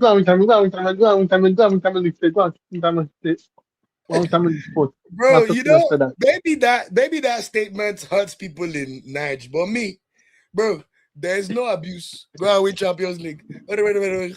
There's nothing I haven't heard. The truth anyway, is, you two anyway, come and catch up to us in league okay. titles. Anyway, If let's you be don't be on Sunday. league titles, you know you're not up to us now. Sure, you know. No, I don't. I did. Okay, that by the way. Okay. That by the way. Think about the Congo issue. Mm-hmm. For me, Mm-hmm. I think that's only can happen. I believe. I believe that's only can happen. I believe that's I only can happen like your because faith, man. if you start not talking now, no, if you start not talking now, then there's something in it. And today, Jamaica is worried about what's happening because normally, if I talk about this force on that Congo, that outcome, that might have played against Congo. Congo call 4 players in that team. They only play one, just one. Upon himself, they only play one. Does that mean and there's something about that stuff? Go and check that Congo team. They call 4 new players. They play one, and that was the game against Algeria extra time. Other players they didn't play that, so there's something about them. So whatever happened in that, whatever happened, can you hear me? I can hear you. Yeah, I'm letting you talk. Can you hear me? I can hear you, Sheon. Continue. Whatever happened, okay, whatever happened, they should keep shell. Of course. They should keep shell. That's important for me. I agree. Work of they should keep it. But shell can make it happen. And for those what are saying that the shell make and shell does that money. The money is not for him, it's for his team, it's for the technical team. The whole stuff, And exactly. they're not careful. Yes, they're not careful. Morocco approach shell. But and Morocco could have he stepped down now. Then the another coach too. Them approve shell. Give him I better think money. they've appointed another We have coach, that thing. but we No, must be Morocco careful. better structure, better everything to make sure we're playing. I don't know. Who they appointed? Where they appointed? Who demand they appoint now? Is it I'm not Morocco sure, but someone said or in the other? comments that they've hired somebody else. I don't know. I need to double check. I just wanted to clarify. But Maybe your in point stands. maybe in They can Iniesta. definitely go somewhere else for sure. So, and finally, that validate that they are doing a great job. You and IoT, like they're giving us better news in football and making us feel okay in Nigeria. But all Nigerian like that, they are full of, don't want, they are full of fake stories. I'm talking Bro, about one year and one year. This time to call now, one year, this time to get one year, this time to call one year now. This is the honest. time to call the But not in India, no. Decided to play in France in my field and they're really for sure to talk to him. I call them player. What should I go? I get share your contract. You get your winning chance for us. But they're both in France and Belgium. Get us called because that what we need. That what thing I do to be that thing. So anyway, what I'll say, well, thank you for everything I've done for you and your YouTube guys, IoT and Larry. They're the best. thank God bless my thank brother. you One so love. much. Also, shout out to IoT and Smithfly every time, man. Those are my guys, man. I love everything they do over at Eagles Tracker and Guard Football, and I love their debate style podcast. I think it works very well for them. Obviously, I know that sometimes it may be good to have like a co-host or do like a debate show, but I like to bring the information to everybody first. And if I was to debate it, then I won't be able to go through these long lists of information. Maybe as we get bigger, based on how the community continues supporting, maybe I'll introduce a debate show where it's me and somebody where we just talk about topics every week. But for now, I think it works well, or at least with the timing I have, I'm not able to do this full time yet, so I still have to, face my reality and life and pay my bills. But as the community continues to grow and the support continues to get stronger, we get press passes and hopefully sponsorships one day. Maybe I'll be able to invest all my energy and time towards the Nigeria Football Weekly ecosystem. So that is why I thank you guys so much, because I don't think people realize how much you've changed the trajectory of this channel. There's a time I used to just talk to the camera by myself for 4 years, less than 1,000 subscribers. In fact, last week, Friday, last year, was our anniversary of getting to 1,000 subscribers. And that was after almost over 4 years. In fact, I took a break for 1 year just out of, I guess you could say, feeling like I was not getting anywhere, even though I was still doing the show for a passion project. But I just got to a point where I was like, Olu, nobody really wants to hear this content. Don't waste your time. So that's why I thank you guys so much. And it means the world to me. It gives me strength to sit down and talk for 2.5 hours. Like, so really appreciate everybody. Thank you guys so much. Hopefully one day that could be my reality where I could focus full time and maybe bring the Arsenal content and African content or MPFL, travel to places to interview players or whatever it may be, or even online. But for now, with the time bandwidth I have, this is what I'm able to do. And I really appreciate how much you guys take it in. Obviously, we know whenever Nigeria play, there's a spike, which is amazing. But I really love the validation you guys provide. And you guys really love the content. And I always want to make sure we tailor the content to what you guys will listen to or what you love. So just a big thank you to everybody. Someone always joked that, someone joked in comments that Olu will kill us, we thank you. But I can't tell you how long this grind has been. And we're nowhere near where we're trying to get to. So if you can't be grateful, then you can't go forward. And me, my life has been a great life. God has been good. I don't deny my privilege ever. But even in tough times, in fact, for anybody that's even looking, even myself, I'm in between jobs. I'm interviewing. I'm trying to find my next role. So just keep your head up. Whatever it is that will give you joy or, allow you to stay sane and continue to be grateful and enjoy yourself. And for us to build a community where we could talk football all the time, and there's football on all the time, I do not take it for granted at all. So much love to everybody. And I want to say a big thank you to everybody. Because we're all going through things in our personal lives. Let's not lie, you don't know what could be happening. Heartbreak, job, this, whatever it could be, family or friends issues. You don't know what everybody's going through. So for us to have this space where we could talk football and it could be an escape for some people or just a joyful release for others, I really don't take it for granted. So like I said, keep the content ideas coming. I always listen to your feedback. I am not too proud to not listen to anybody. I would always listen. I think one of the best things I learned when I moved to the UK at 16 is that you can learn from everybody, older and younger. If someone is 20 and knows better than me, I would listen to them. If someone is 50 and they have the experience and the knowledge, I'll listen to them. So sorry, I didn't want to go on a tangent, but Sheon was thanking me and it just made me a bit emotional. So I just want to say thank you to everybody. I'm not one of them rugged. Don't get me wrong. I know I have a sharp mouth and I can be rugged, but I also don't pretend. I'm an emotional guy. If Nigeria lose, it will hurt me. I wear my feelings on my sleeve. I express my feelings well. All those things they say Nigerian men don't do, I'm not one of them. I would say it. So God bless you, everybody. Thank you so much. Much love always. Before I get Jackson on to take us home, let me just go through a few comments. I like Adeola's commitment to hating. Exactly. Uche, no trophy for us now. We will be there. We will be there, Adeola. Don't worry. In fact, Arsenal are going to win a trophy in 4 weeks' time. So get ready. And don't tell me Carabao doesn't mean anything, because when Chelsea won, no, they didn't win 2005 Carabao. 2005 Carabao. Wasn't it Liverpool? But anyway, it's always good omens in terms of getting there. Sammy says, so you still the dream of World Cup?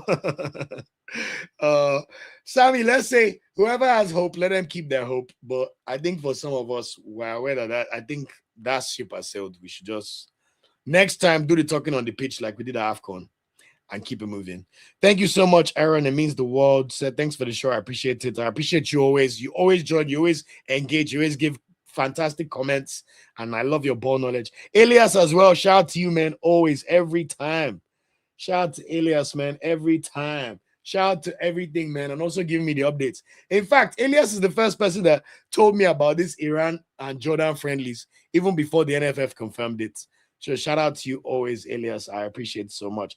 So Lex, I appreciate you, my bro. Say you're doing well, bro. Well done. Thank you so much. And shout out to you, Michael Prof. Matsland. Thank you so much. Malgatu, I greet you. Thank you so much. God bless for all the kind words. Thank you to all 51 people still on the live stream. I really appreciate it. No need for me to check likes at the moment. Oh, let me check. Let me check. 43 likes. That is a good number. I'm not gonna ask again. All right, let's get Jackson on. Jackson, take us home. Hi, Olu. What's up? Jackson, good to see you, bro. How are you? I'm good. I'm good. How was I took your yesterday? advice of sitting down. That's why you see me like this. Yes, so because yesterday I was waiting for you. I'm so Uh, sorry, bro. Honestly, like, I wish you even messaged me on Instagram. Like, so for everybody's knowledge, Jax is one of our revered members on the chat, and I was supposed to do a members only live stream, but in fact, I was so tired. Let me just even confess. I flew to Madrid at 7:20 a.m. on Tuesday. Stayed up all night on Monday just to make sure I didn't miss my flight. Did all the coverage on Tuesday, and I actually had a 7:30 a.m. flight back to London from Madrid. But you will not believe, guys, even though my hotel was 10 minutes from the airport, I overslept my alarm. So I had to buy another flight ticket and leave wow. 5 hours later than I planned. So by the time I got back to London, I had a quick bite. Uh, I was so tired. I even slept just before the Champions League game, hoping that I'd wake up and watch that. But bro, honestly, I just overslept. I felt so bad. Like, so bro, don't worry. Next week we'll do so extra time. you didn't watch any of the Champions League games? Sorry? You watched the Champions League games live? I saw the Atalanta one. Atalanta 4-1. But For what? Osimhen's one, I had to rewatch it myself. So I rewatched it just to make sure I brought the content back. Back, okay. Yeah, the games were I almost beautiful. panicked when I saw the result at first. I was like, hey, then I went to rewatch it. Juve had the first half red, second half red card, 45, 48 minutes. 48th minute, And yeah. they were leading 1-0, and man, Juve reminded me of Juve of old days when they had Del Piero, Nedved, Popovsky. They reminded me of the old The old Juventus, like lady. the old Yeah, that's lady. what That we're was saying at the beginning as well of the pod, because we covered yeah, Osimhen first, because I couldn't believe my eyes, man. But that's why, and I love that because it reminds you that in football heritage will always still matter to an extent. That was football heritage. Even me, I did yeah, not think Juventus had that in them, if I'm being brutally honest. Like this present Juventus that are struggling to get in the top four in Serie A. But you just have these magical moments where something just clicks and it's like they yeah, remember who they are. yeah. And I think I enjoyed the way Osimhen has something that a lot of players don't have. He respects his journey so far. I think that's one Absolutely. beautiful thing I like about him. He didn't celebrate against Juve. A lot of people were saying because it was his old coach and it was the team that he wanted to play for. So different things, but Osimhen is Osimhen. He will always be You know the why this same is Osimhen. amazing, Jackson? And that's why I respect your ball knowledge. A lot of things you've said, when you have time, just rewatch the first 40 minutes of today's show. You're literally Yeah. speaking my words like verbatim. So amazing. Please keep it up. Because that's what we're Then, talking about. Like, it's still Juventus, still the biggest club in Italy. Even if they say Spalletti, even if it was angling for a move or whatever, the fact of the matter is his blood, sweat, and tears was almost wasted. And they almost threw yes. it all away. So he had every right to be angry with his teammates, in my opinion. And people need to stop like trying to hound Osimhen for being passionate. I don't know how many people here, or even you, Jackson. I don't know if you've read that his Players Tribune article that he released last week. No, Oh my God, let me not post yet. it in the comments about his upbringing. He wrote it himself. Oh No, my but God. I've heard about his upbringing, but I've not read down where he sold pure water on the street of Lagos. Yeah, but He said, he literally released an article last week about it himself. And honestly, it's so moving. Let me put it in the comments so that everybody can read it if they want. okay. It's literally titled, just so you know how deep it is, it's titled A Prayer from the Gutter. Hmm. Honestly, it's so deep, man. So deep, so deep, so deep. So Osimhen reminds me of, when we had players in the 96, 98 era that would play for any team. If they Any were not playing for themselves, they would play for the coach. So, and like you honestly, said, it's passion. Yeah, there's no perfect footballer. There's no perfect footballer. I remember Romario, USA 94. I watched the final, so I knew when they played the penalty shootout with Italy. Italy. I, yeah, I was still a kid, yeah, but at least I remember the final. I might not remember anything the commentator said, but that game, you knew Brazil was Brazil. The passion they had wearing the canary color for their team, for their national team. That's what all Brazilians die for. That's what Osimhen does for Nigeria. And isn't that the final where, like, every time Brazil plays the final, they all hold their hands as they're coming out from the tunnel? Yeah. And people forget that was Brazil's first World Cup win in 24 years, because they had not won a World Cup since 1970 at that time, since Pelé. A long time. Yeah. So in fact, this is the same level of drought they're having now, because they've not won it since 2002. So exactly 24 years later, and they're playing in America again. America again. They don't ever win it in Europe. I think they won it in Europe. Okay, they didn't win it in Europe. They won it in South Korea. Mexico, South Korea. They've never won it in Europe. But I don't remember when they won. No. They won one in Europe. Sweden. They beat Sweden. Pele's first one. Maybe I've not gone back to check. But yeah, take it from me. They beat Sweden 5-2. They won down in Europe. So, I don't know if you follow the Osimhen from the other 17s. Oh yeah. It was not the star boy of the tournament. First thought was Zero. Wakali and what's his name? Chukwueze were the star boys of the tournament. No, I disagree, Jackson. That tournament, that Osimhen scored over 10 goals. So scored over 10 goals. Remember the 7 games. So no, what I'm saying my own is everybody looked out for. We're always looking for a replacement for JD. We're never looking for a replacement for a striker, because what we already had the Nwakali hype. I remember the Nwakali hype for sure. Yes, we had hype because the next big thing was going to Arsenal. Okay, we sent him to FC Porto. But Osimhen showed one thing, that you might not be a technical player, but hard work pays. And you know what's funny, Jackson? Do you know last week I watched all his goals from that under-17 tournament again? And half the goals are technically excellent as well. They were not all the goals. Major of the goals were not on the platter. He scored himself, man. Yeah, there were goals that 50-50 or 70-30 chance. Osimhen chases the ball, gets it, rounds the goalkeeper, and scores.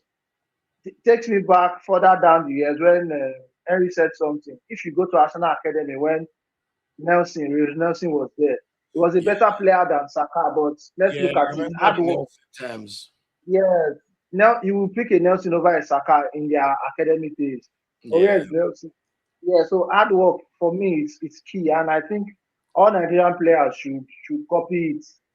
I agree. In fact, I would go a step further, Jackson. There's a level of drive Osimhen has that certain people can never. It's not attainable. There's that hunger from like life. People could get close to him, but that drive, you don't see it you see in very few players, no matter how much they try. And I think we need to start praising him more and more and reminding the world of how amazing his qualities are. And I'm so proud. In fact, don't worry, when you watch the first parts of you see what I was saying, because I really took my time on Osimhen. And I'm so proud at the way the whole world media was shooting his horn yesterday. Like, it was amazing to see. Steph Monic, shout out to you, man. Steph Monic, man. I don't care if he has no skill. We don't need skill. He puts the ball in the back of the net, bro. He does the job. Yeah, Kenny. He delivers. It's like saying Lewandowski don't have skill, but he will score 70 goals in the season. In fact, let me tell you something, Jackson. Someone predicted on the channel earlier that if Osimhen goes to a team with a better attack and better team, because we know Galatasaray were awful for, let's be honest, the whole game, that he could even have a 50-goal season. What are your thoughts? Do you think it's possible? Yeah. Like the Suarez Lewandowski years, man. When Haaland came to City, his first touch was terrible, but he put the ball in the net. He knows the back of the net. He knows the position. Back to goal is good. And if you take notes, the last Nations Cup we played at Ivory Coast, Drogba was always giving him accolades, even this recent one. 100. All African players, they all like him because of the way he plays football. You don't get that. It's not all about money. Yes, exactly. There's money to money, but He could have gone to Saudi Arabia and come back again, but he didn't. He proved the point. And next season, hopefully, summer he leaves Turkey. I'm not saying Turkey is bad. Yeah, hopefully somebody big Trust me, comes for him. Jackson. Well, you're preaching to the choir. We were saying earlier that the Champions League performances justified the move to Turkey because we've never seen a Nigerian player score 7 goals in the Champions League season. And also, Galatasaray making a round of 16 means they're already having their best Champions League season in 12 years. If he can even just play Tottenham and get them to the quarterfinal, Galatasaray playing the Champions League quarterfinal is the equivalent of them winning the Champions League, in my humble opinion, without being disrespectful. So, like you said, if he can bow out after 2 years with 2 titles. Oh, it was Aaron. Thank you. Aaron, forgive me. Too many, comments. Forgive me. Aaron said it. Please forgive me. So if he can bow out to 2 Turkish league titles, 2 Turkish Cup titles, and would have taken Galatasaray further than they've ever got in Champions League, because you can imagine how much the Champions League money they'll receive from the TV rights already, from just making the quarterfinal. I think Arsenal, we earned like almost £150 million from TV rights for making the semi-final last year. In my opinion, he would have paid back his transfer fee. So summertime, hopefully we'll see what happens. But he seems to love me over there. He might go 1 more year. He can even put in a transfer request. Osimhen likes love. Actually, I take that back. If it's about how much they love you, then Osimhen will not have been fighting the guys, Stefanic said if Galatasaray win, I go buy Gala and Lacazette for everybody. Guy, oh my God, that took me back to my secondary school days. Lacazette, wow, I haven't seen it in a while. Did you see the I sent to you on Instagram? Yes, no, I watched it. I was listening to the guy and I'm like, is this guy normal or is he looking for clout? To give you my expo, Jackson, I used some of your dubs from that video to do the Eric Shell section. I don't know if you were able to join before I came on there. The crabs in the bucket mentality, crabs in the bucket mentality, saying just rubbish, just not using any nuance. Honestly, if I say so myself, I think it's one of my good segments. I can't wait for Emeka to clip it up tomorrow. So don't worry, you'll see the 20 minutes thing. But bro, it's crazy, honestly. But before we go, Jackson, I want you to just give me your words on Arsenal Chelsea. How are we feeling? We are beating Chelsea. In our sleep, I told you we're beating Tottenham, even if we are going to get relegated. But that's almost impossible. And I love to see them relegated. Even if I'll give you your flowers. You were very confident. You said we'll win. Yeah. Honestly, I was watching the match. I was like, it's a breeze. So even Chelsea, we lost our way around Chelsea when Mourinho came and Wenger couldn't find a way around it. Remember when we beat them? We beat them in the FA Cup. Then Champions League semi-final, they beat us. Makalele scored that 1-0 goal. I still can't forget that game. No, that way in Bridge year was even Ranieri's last year. That's what makes it so much. Ranieri's last year. Ranieri's last year that they beat us. Because Mourinho won the Champions League that year, and I still can't believe we didn't win it that year. Mourinho came and Wenger lost the plot how to beat teams. I don't think we beat them in like 6 years or something. We beat them in 6 years, yes.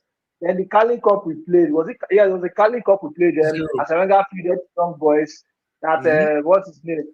That they kicked that guy's face, Diaby. Yes.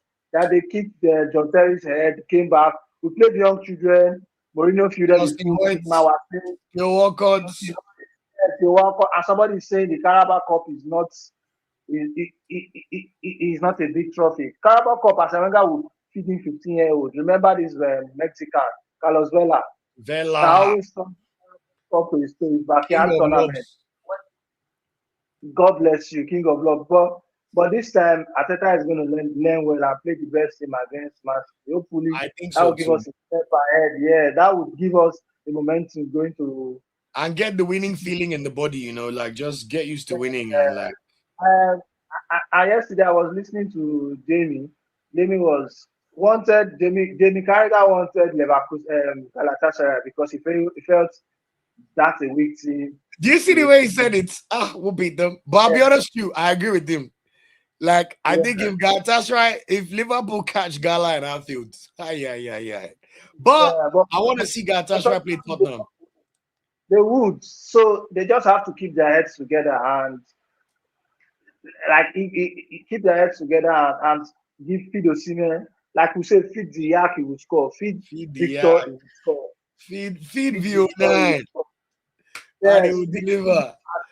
I And I like agree. the way everybody respects him. Thierry gave him his flowers, and besides Everybody, Basati, yeah, everybody respects him. So everybody. hopefully, not hopefully, Sunday we are beating Chelsea. You said 2-0, Yeah, I and they think will score a goal, so maybe 3-1 because senior is not a bad coach, but he would want I to know, rest but his players. Jackson, I think we're due a clean sheet, man. When else did we get one? It's been a minute, man.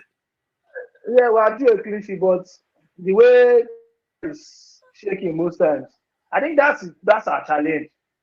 Towards the end of every game, Gabriel seems to trend when we're a go down. He doesn't have the calmness of Saliba. That was what cost us fools. He doesn't have the calmness of. And now I can talk about the Wolves game because we have beaten Tottenham. I did not talk about the Wolves game. Yeah. All true.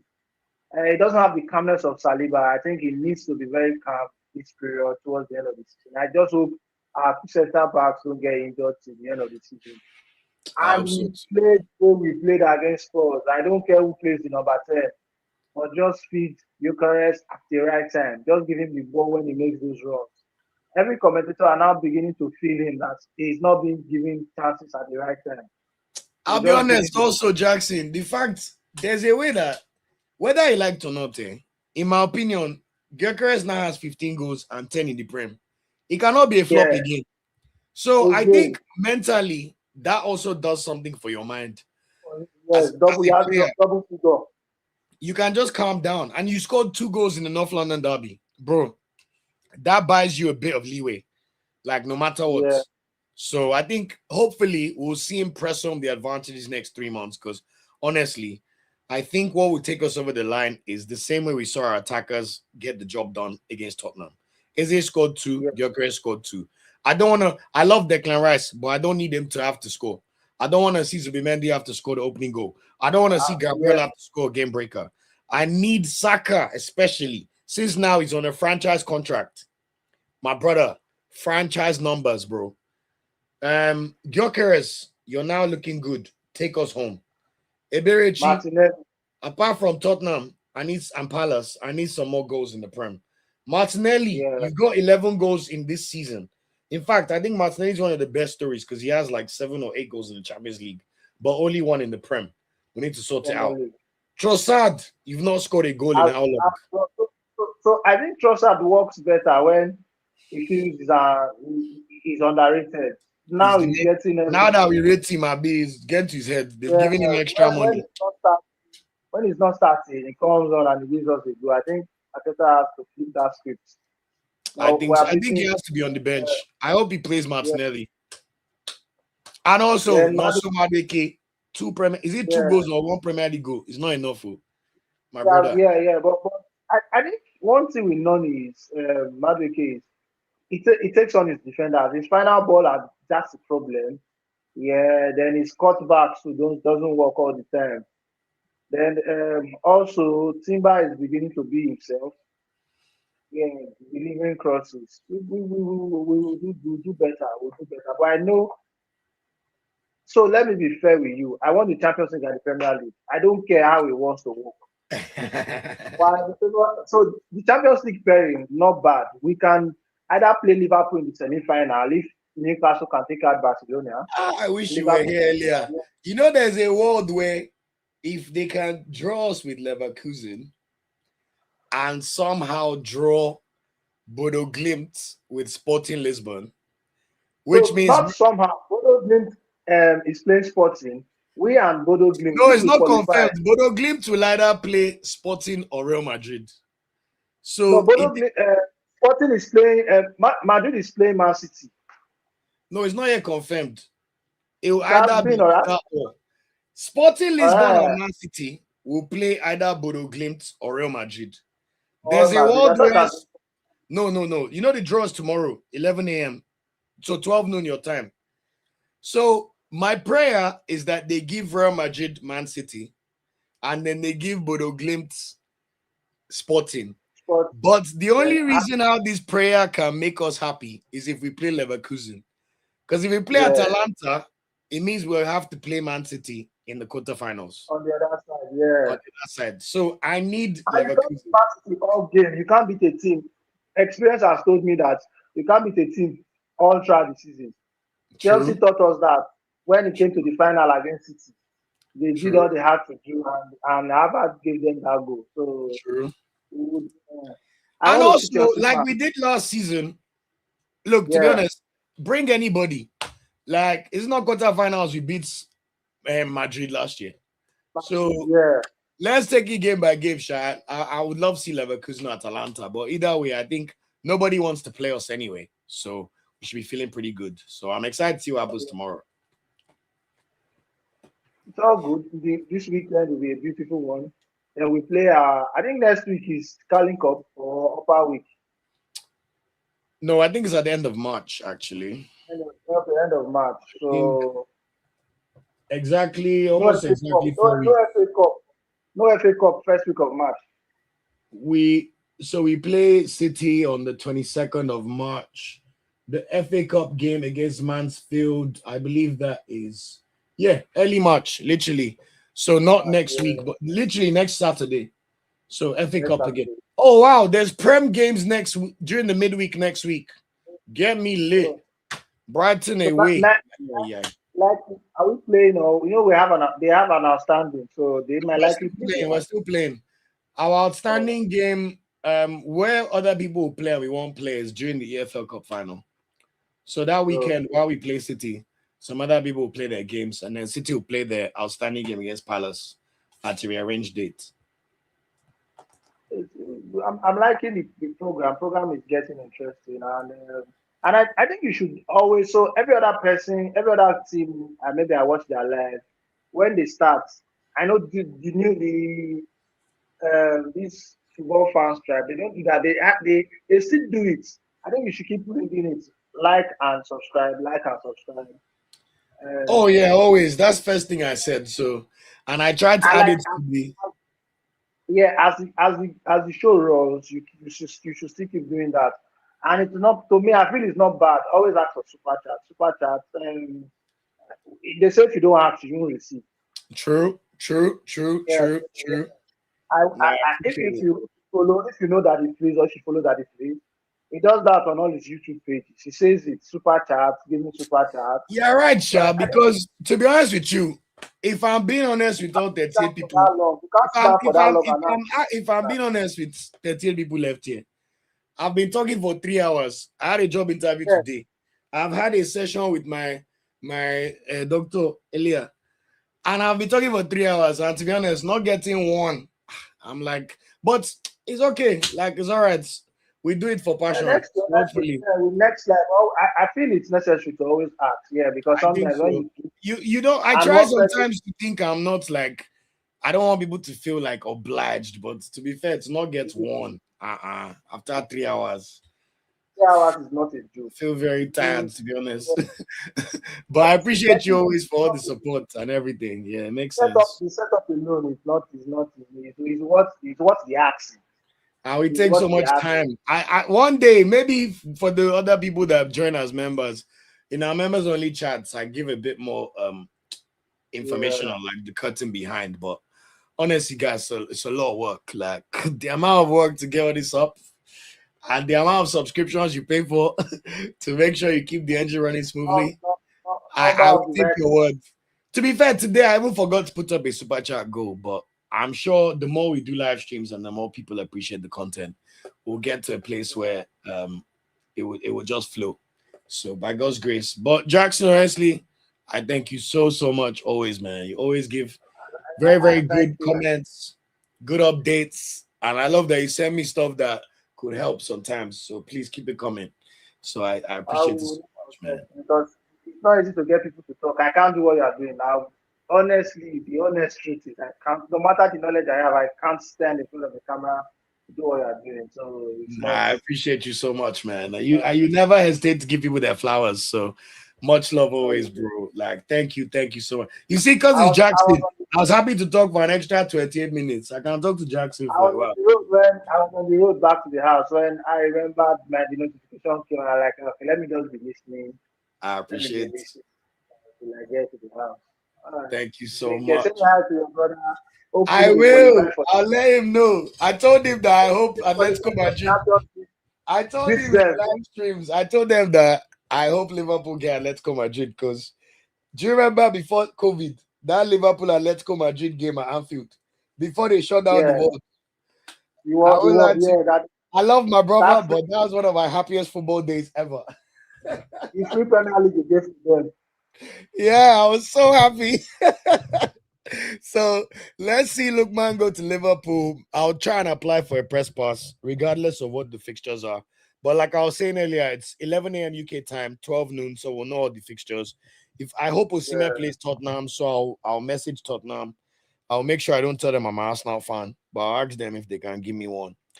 And then I'll message Liverpool if they get Atletico, and let's see what happens, Sha. But honestly, much love, man. Thank you. Jackson, too much. And don't worry, next week Wednesday we'll be back. I promise, no mistakes on that one. I will keep revamping. Also, I said it earlier, but you'd have missed it. I've created a Discord for members only now, so I will share it with everybody on Wednesday.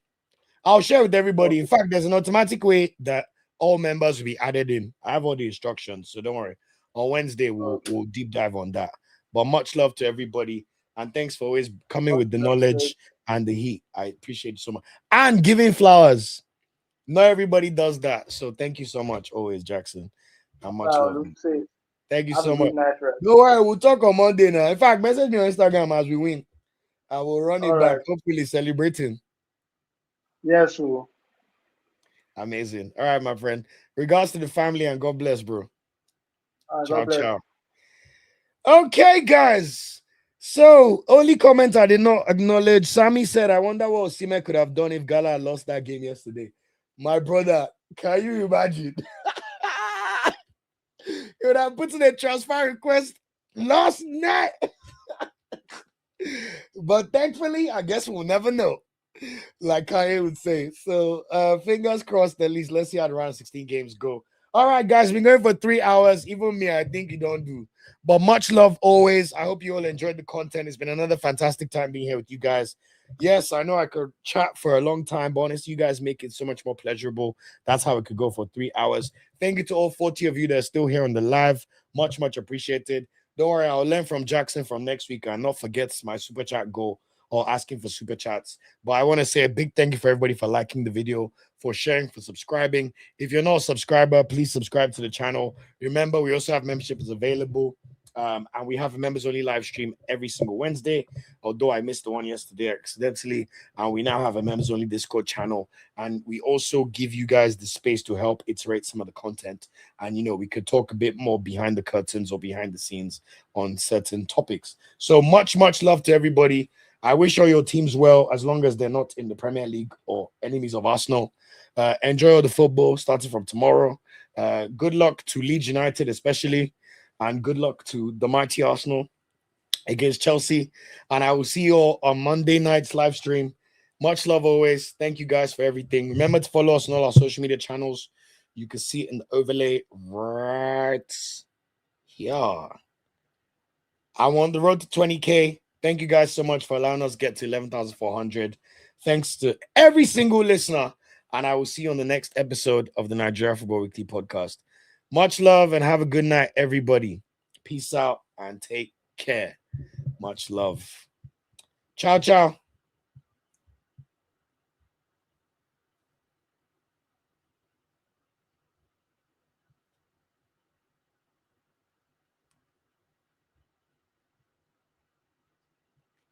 You're very welcome, Sammy. Thank you so much. Honestly, God bless you too. Thank you a lot for the amazing words, and thanks for engaging and commenting and for all the knowledge and for the great questions, Sammy. God bless you. Have a wonderful weekend, and God bless you too. Take care, everybody. Much love always, and I'll see you on Monday's show. Ciao.